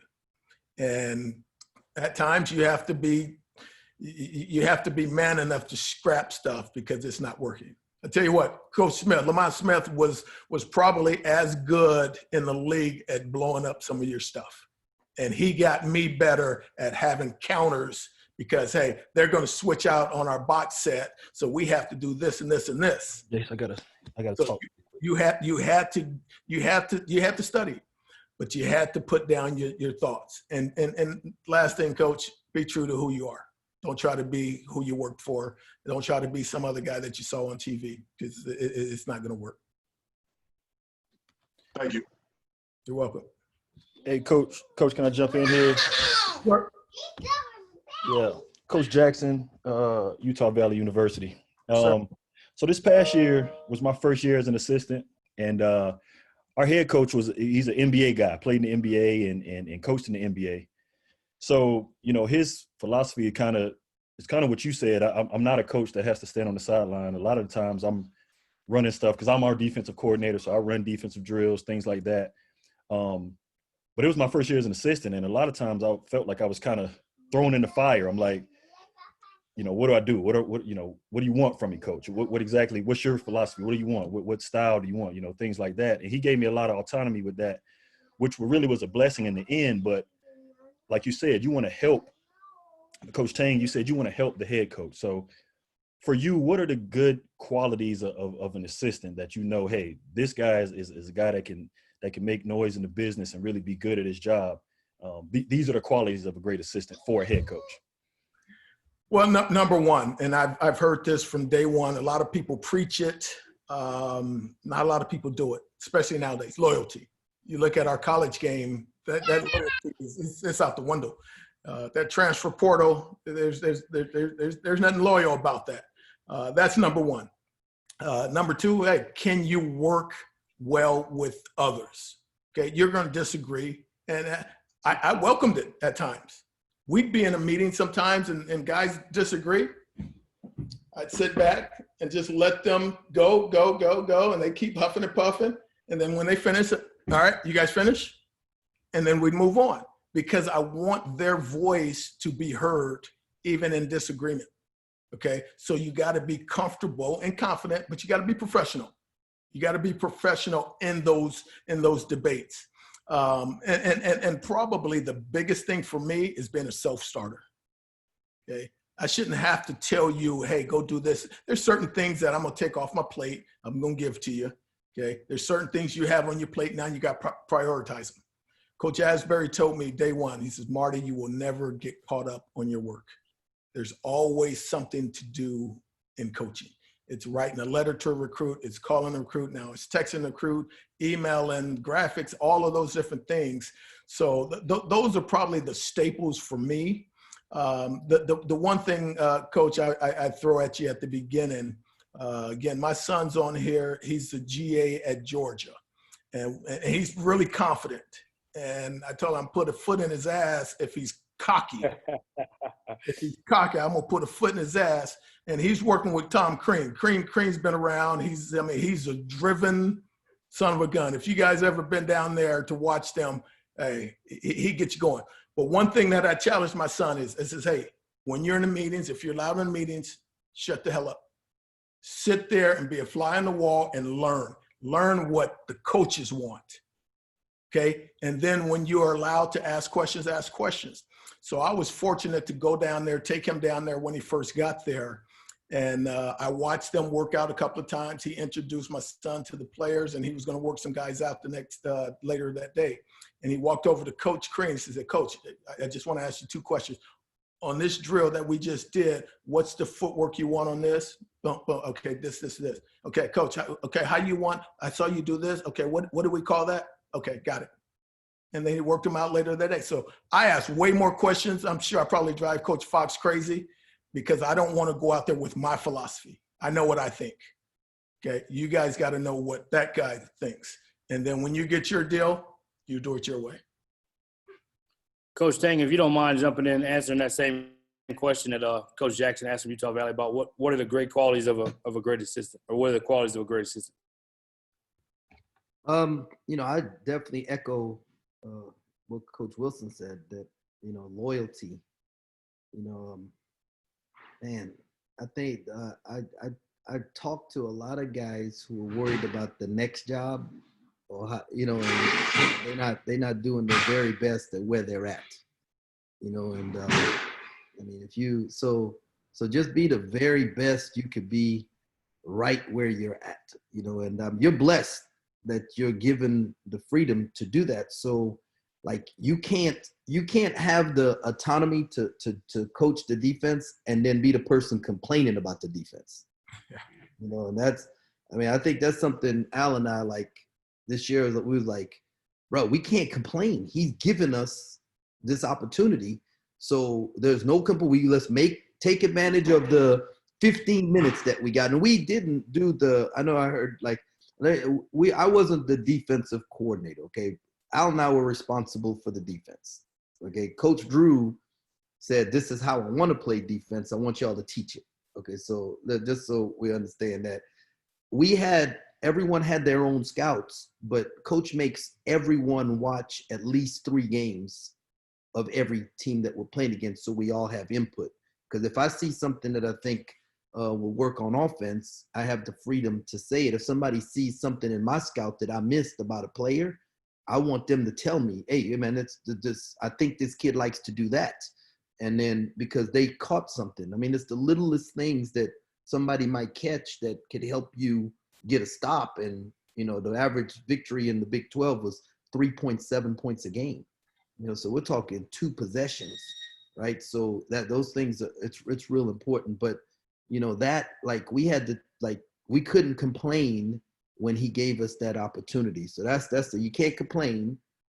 Jump in it, be your very best, ask him a ton of questions, once, and just because you'll figure out what's important to him. But loyalty to me is the biggest thing, and understanding that like, my job every year is to make Coach Drew National Coach of the Year. you know, that's my job every year. And so that's what we try to do.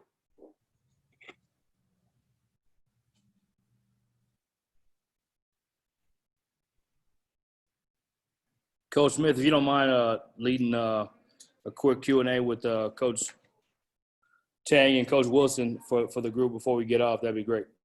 Yeah, we'll keep it light because we've got a couple of we've been going for a couple hours, so don't want to keep everybody. I know people got things to do. But I'm going to pose this question to Marty, and this is obviously this is a question that we could debate for hours on hours. You know, just different philosophies. You watch the NBA, they do a certain way. You watch Creighton, they do it a certain way. You watch Baylor, they do it a certain way. But Marty, this question will go for you, and then I'll jump to Jerome on a second question, a totally different question. But are you fouling? You're up 3. All right, 7 seconds or less, 10 seconds or less. Are you fouling? 100% of the time, I'm fouling, and I'll tell you why. And I was the opposite before. When we were at Utah, we played back-to-back games or 2 games, Thursday, Saturday, whatever game it was. And we had opportunity to foul, and we did it. They hit a 3-pointer, going to overtime, we win. Very next game, same scenario. We lost both games. So in my head, we're always fouling, okay? Perfect example, and I have a video that I broke down, and you and I had talked about this. I'll pull it up. It's a short video. A couple of years ago, my last year at PEP, we're playing Loyola, Marymount, our rivals. They were up 3, and I'll pull it up as we're talking. They were up 3, and they fouled. Can you guys see that? Yeah. Okay. So I'm going to show you the scenario. I got some text down there. Okay. We're down 3. As you can see, we're down 3. We have to foul. We have to foul. Let me turn the sound off. We have to foul. Okay. Make sure you're practicing fouling. Make sure you're practicing fouling. You can't go grab, you get a technical, now they get 2 shots in the ball, you're in trouble. You lose the game. Okay, so we have to foul. That's the first part.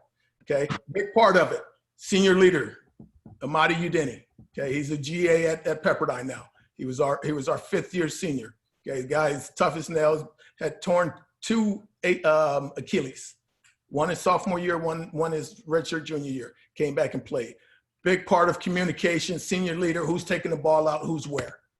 Okay, and you'll see towards the end of this clip that number 20, Cam Edwards, almost made a mistake. Wouldn't have killed us, but it's a big part of it. Okay, they made the first one. They make the second one. They're up 3, 6.5. They're going to foul. Now, Cam's about to take the ball out. He's not supposed to. Do your job. Okay, so they foul. Don't they foul us. Okay, Kobe Ross, great player. Okay, makes the first one. Now, while he's shooting, we're in a huddle over here. I got the other 4 guys over in the huddle explaining what we have to do. Okay, we have to miss. We have to do this. We have to do that. Now, you'll see here, hopefully you guys can see it different from mine. Can you guys see our bench over there? I don't know if you can. Yeah. So you'll see me on the bench as the ball is inbounds. Number 11, Trey Burhow, was on the wrong side. So he wasn't paying attention when we had the little timeout. I tell him, get to the other side.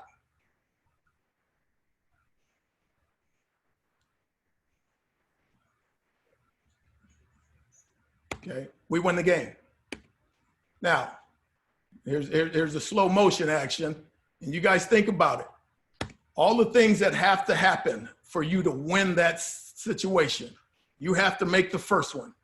You have to miss the second one. You have to tip it to the right guy or get the rebound. Then you got to make the shot. Okay, so that's why I'm fouling every single time, to force somebody to do 4 things other than throw up a heave hole for a Hail Mary to make a shot. Hey, Coach, if you go back in that situation, would you take one guy off the line, though, so that you're matched? Like how, you know, in that clip, how they only had one guy up top and they weren't – so on the tip out, like Joe Quintana was the only guy up top instead of bringing 2 – you know what I'm saying? Defensively. If you're Loyola. Yes. So, well, again, I don't know if you guys are understanding the question. So we would match up because most in our mindset and part of our deal was our best two shooters were at the top, or two of our best two shooters. Told them, do not run in. Do not run in. So conversely, if we were there, hey, make sure you block out those guys.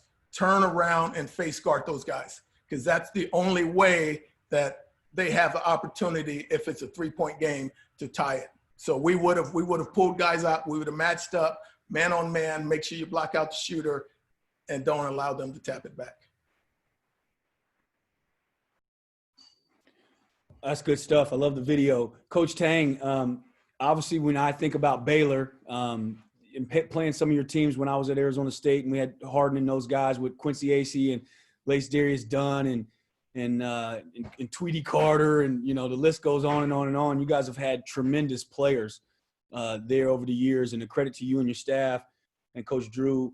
But can you give us some creative things that you guys have done in recruiting that you said, hey, and again, I don't think you have too many competitors on the line here, so I don't want to give away all your secrets, but some of the things that you say, hey, man, we've done this in recruiting, whether it be a standalone time or, this is a part of our fabric that we do, that has helped you guys, obviously I know the relationship piece and all of those things, but something just outside of the box maybe that Baylor does. Well, Coach Drew has this saying that the smart take from the strong. And so one time I heard that Billy Donovan flew to North Dakota or South Dakota, whichever one Mike Miller's from. And Mike Miller's AAU team was going to drive to Vegas. So Billy Donovan flew to where he was at and drove in a car behind his AAU team's bus all the way to Vegas. And so we were recruiting Greg Monroe, and they were going to drive from Dallas to Louisiana. And I told his mama I was going to make sure he got home, and I followed them there. Now, we didn't get him, but I thought that was – Greg still remembers it, so does his mom. She cooked gumbo for us for the home visits, so that was pretty good. Rob Lanier, when he was recruiting TJ Ford, wore instead of wearing University of Texas shirts, he would wear a Willow Ridge High School shirt into the gym because TJ played at Willow Ridge. And I was a high school coach at the time, so I thought that was big time. So when we recruited Henry Dugat, I did. So, and other creative things, I steal from other. There's two places you get to be a plagiarizer and not get in trouble. That's as a basketball coach and a preacher. All right, so I do both of them. So but I think the thing that's helped us the most is that we recruit as a staff and we do it all together. And so like the kid, it's never my guy or your guy, it's our guy. And I think the kids and their families feel that. And then like, they're just like, some kids are more technologically driven where they can text and stuff. And I'm not real good at that. So, a guy like Al, who's really good on social media and all that, I'll just like, dude, you got to win the kid. And, and then like some people are better on the phone and he'll be like, Coach, this dude don't text. He likes to talk. Why don't you? So, we balance it out that way, but recruiting as a staff has helped us. That's great. Marty, you want to chime in on any of that? Yeah, I tell you what, it's different going from the head coach back to an assistant. And one thing that we talked about at PEP, and kind of what Jerome just said, more so specifically to me as a head coach in terms of the recruiting part. One thing I would say is if we ever lost a kid because he said, well, I never really connected, really got to know the head coach, I said, that's your fault as assistants. And one thing that I prided myself on is, again, I lived on campus in Malibu. I was blessed. But I told the guys, I will speak to anyone, anytime. I will go watch any game, anywhere you need me, okay? Sleep, early morning workouts, none of that has anything to do with it. So I wanted them to make sure that they used me however I needed to be used. And I think that helped because people were comfortable with the decision maker.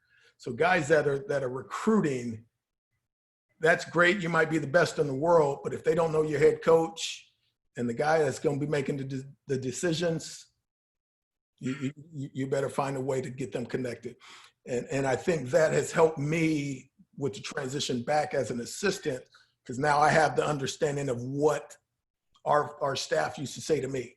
Hey, coach, this is what they're doing. This is what, hey, we need you to talk to this guy who's connected in this way. Well, okay, I'm hearing those things now as an assistant, so I'm making sure that Coach Fox is doing those things. So I think that's the biggest thing. I'm not creative or sneaky or any of those things. I just try to be real, try to be honest. I try to tell them, hey, this is what we do here at Cal. This is what we have, and it's not for everyone. And we've been blessed this last year to be able to get some good guys. Awesome. Well, we'll wrap it up with one final question, and I'll pose this to you, Marty, and we'll let everybody get on their way. Obviously, I got a firsthand glance of that thing when you had it going at Pepperdine with Stacey Davis was the all-time leading scorer. Then you had Alan Major, I believe, was the all-time assist guy, and those guys graduated, and then you brought in a new crop of young guys, and you started to try to rebuild and do your thing. And obviously, the last 2 years I was there, or the last year in particular, the injuries were just absurd. You guys had injury a week. I think when I came to your place, you had like 6 scholarship guys. We still barely got out of there with a win, the damn 2-3 zone. But anyhow, saying all of that, taking the injuries away, as you look back and you reflect, what are some things that you say, dog, if I had that back, I would have maybe made a different decision moving forward that maybe would have helped us, last another year, last another 2 years, whatever it may be. Well, you and I have talked about this. I tell anybody that wants to listen, because we did, just so you guys all know, my first year we won 10 games, then 12, then 15, then 18, then 18. And then the last 2 years we had a rash of injuries, and more so the last year. The last year we had, Coach M, jump in if I'm going senile, but we had 2 labrum tears. We had 4 guys with concussions. This is all in the game. Not one of those injuries that were in practice. We had a young man blow his ankle. So we had multiple injuries. I want to say we had like 60-something games missed combined from all of those guys. So that was the part that kind of hamstrung us that last year. Had we had all those guys, we would have won 15 or more. And I would say I would have still been there. But it was a year before, and this is where I screwed up. And I know I could have done a better job, should have done a better job. We had two young men. One was a good player for us. He would have been a junior. Okay. So after his sophomore year, I ended up getting rid of him. And he became really entitled, really whiny, really complaining. And we had a pretty good player, as Coach talked about, Stacey Davis ahead of him, who become the all-time leading scorer. So this kid just wanted more, and expected more. So he complained about everything. He wasn't doing his job. So, and I'm pretty honest with our guys of, hey, you guys need to help so-and-so, because if he's not getting his stuff right, he's not going to be with us. Well, his roommate had been injured and had a torn, blown out his ankle and had surgery. So we redshirted him, and he was more aggressive and more ego, come from the streets, and a good kid. So as the end of the season happened and starting to have individual meetings, I met with the first young man, and I was going to tell him, hey, you're not going to be back. You're not doing this, this, and this, and this. Well, the young man that you saw in the video, who was one of our leaders, Marty Udini, number 11,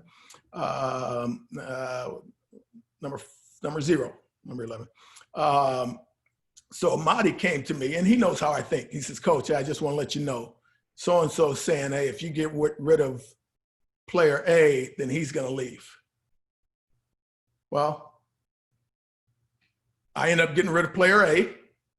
This kid came in huffing and puffing with his chest out, okay? But he came in crying, and I was on a phone call, and I couldn't tell that he was crying. And I asked Coach Imp after I got off the call, I says, hey, where's so-and-so? He said, Coach, he just went storming out of here. He was upset. So he ran over to the AD's office. AD tried to send him back over. We talked, and this is where I screwed up. I allowed my ego and my bravado to get involved. And that's not me. Okay, that's not me. I went through a lot with that kid. That kid had a lot of issues, family issues. How I flew back with him to go to a funeral where one cousin killed another cousin. So I had a great relationship with that kid. My problem was I didn't handle it right. I should have brought him in, let him cry, let him voice his opinion, let him voice his disgust in me for getting rid of the other kid. Okay. But I didn't do that. And that was the start of the end. And there were some other things that went on with that I could have managed before that affected that. And had I not got rid of them, one would have been a redshirt sophomore who probably would have been one of our leading scorers. One would have been a junior. And now we have a veteran team as opposed to bringing in a lot of young guys. So it's a long story. Again, recommend you guys sleep on it, think about it, talk to other guys, get their opinions, and then react. Don't let your ego get involved. And that's probably the one time that my ego got involved, and I kicked myself in the butt because I could still be living in Malibu up on top of the hill, man.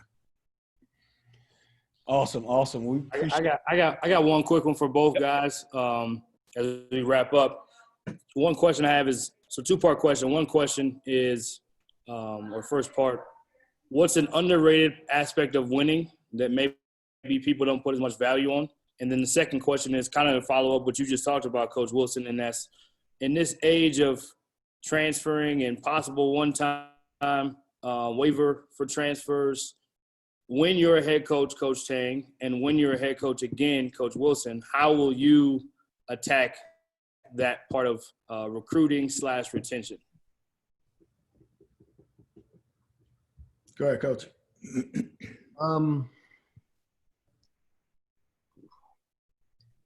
Undervalued for winning games is taking away the other team's best player, like switching whatever your defensive concepts are, to understand that there's usually like one or two guys on the other team that could beat you. And that's kind of it's an NBA thing. We got a guy on our staff, Bill Peterson. And I mean, we can like have long discussions about scouts and this and that and the other. And he'll simply say, they only have two guys that can beat us. We just got to figure out how to stop them. I mean, that's it. It's like so simple. And we had a guy, Tim Maloney, unbelievable human being. And then Coach Maloney, we'd have these long meetings back and forth, this, then the other, put this game plan together. He'd get up and say, I hope we make shots. Just that simple. You know, take away the other team's best player. There are only two guys that can, or one guy or two guys that can beat you. And like during the game, Coach Peterson would be like, he's the only guy who can beat us. You know, let's figure out how to make sure he doesn't, you know, beat us. And so I think that aspect of it has like really helped us. I don't know, maybe everybody does this, but it was like new to me these last few years with Coach Peterson.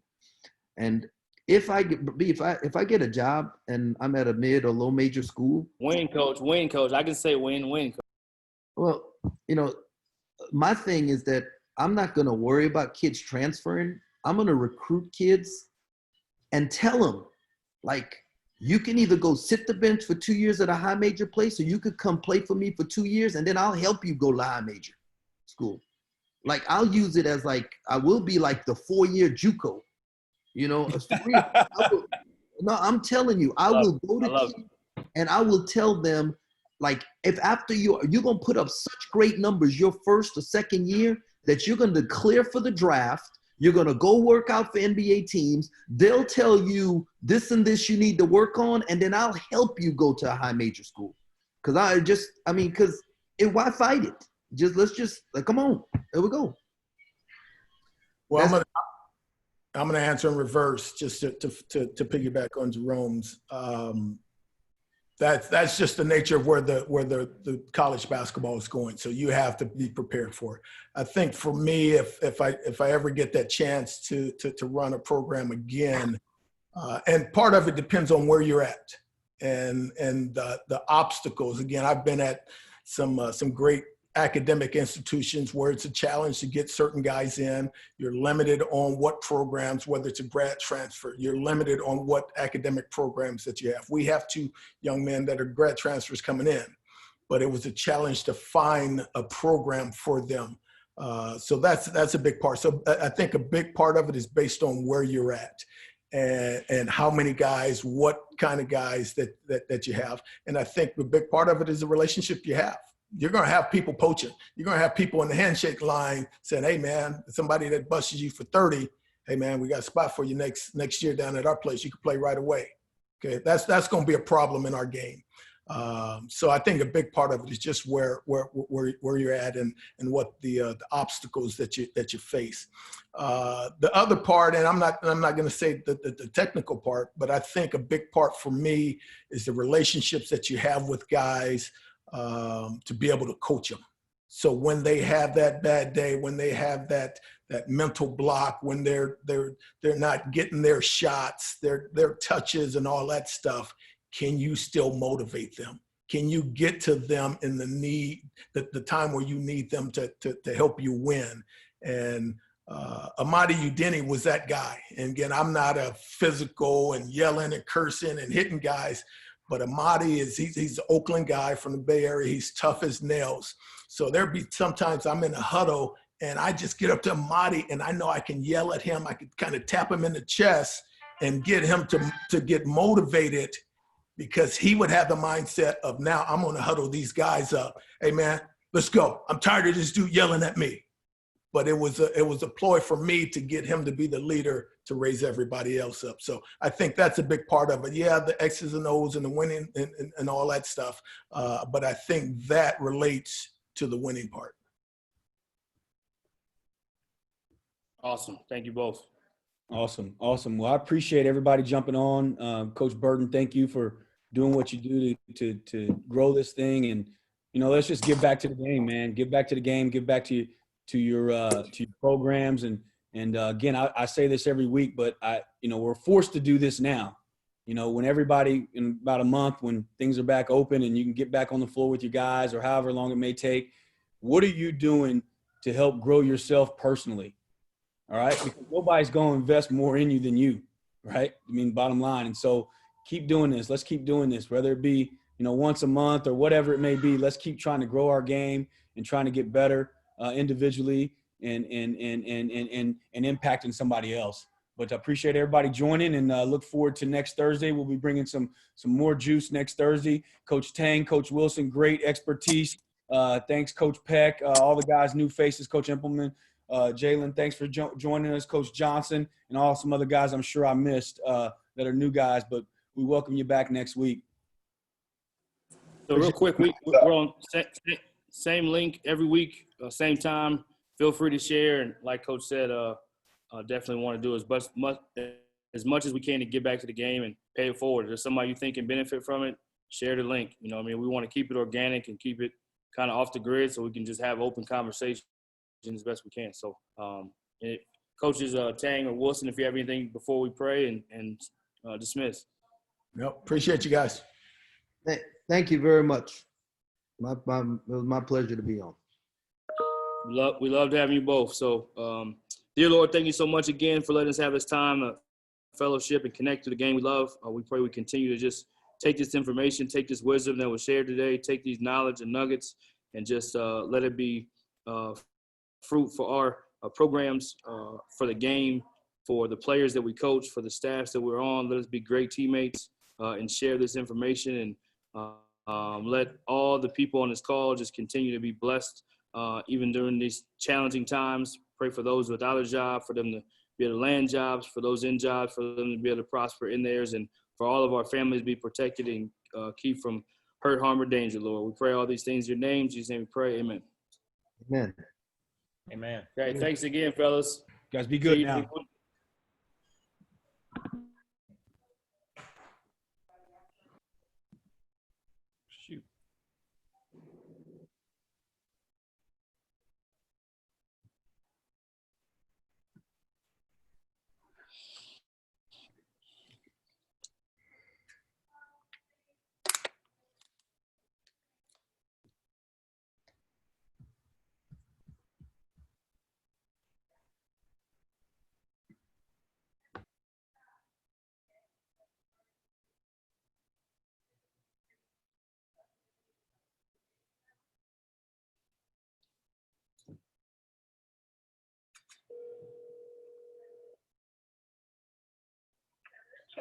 Figured I'd start calling you right after, that way I don't have to delay it. It was good. Another good week, Marty. Like you said, as always. So I've known Marty since I was in. Can you hear me? I've known Marty since I was at Collin County Community College. Man, he recruited a kid and signed him, and he's always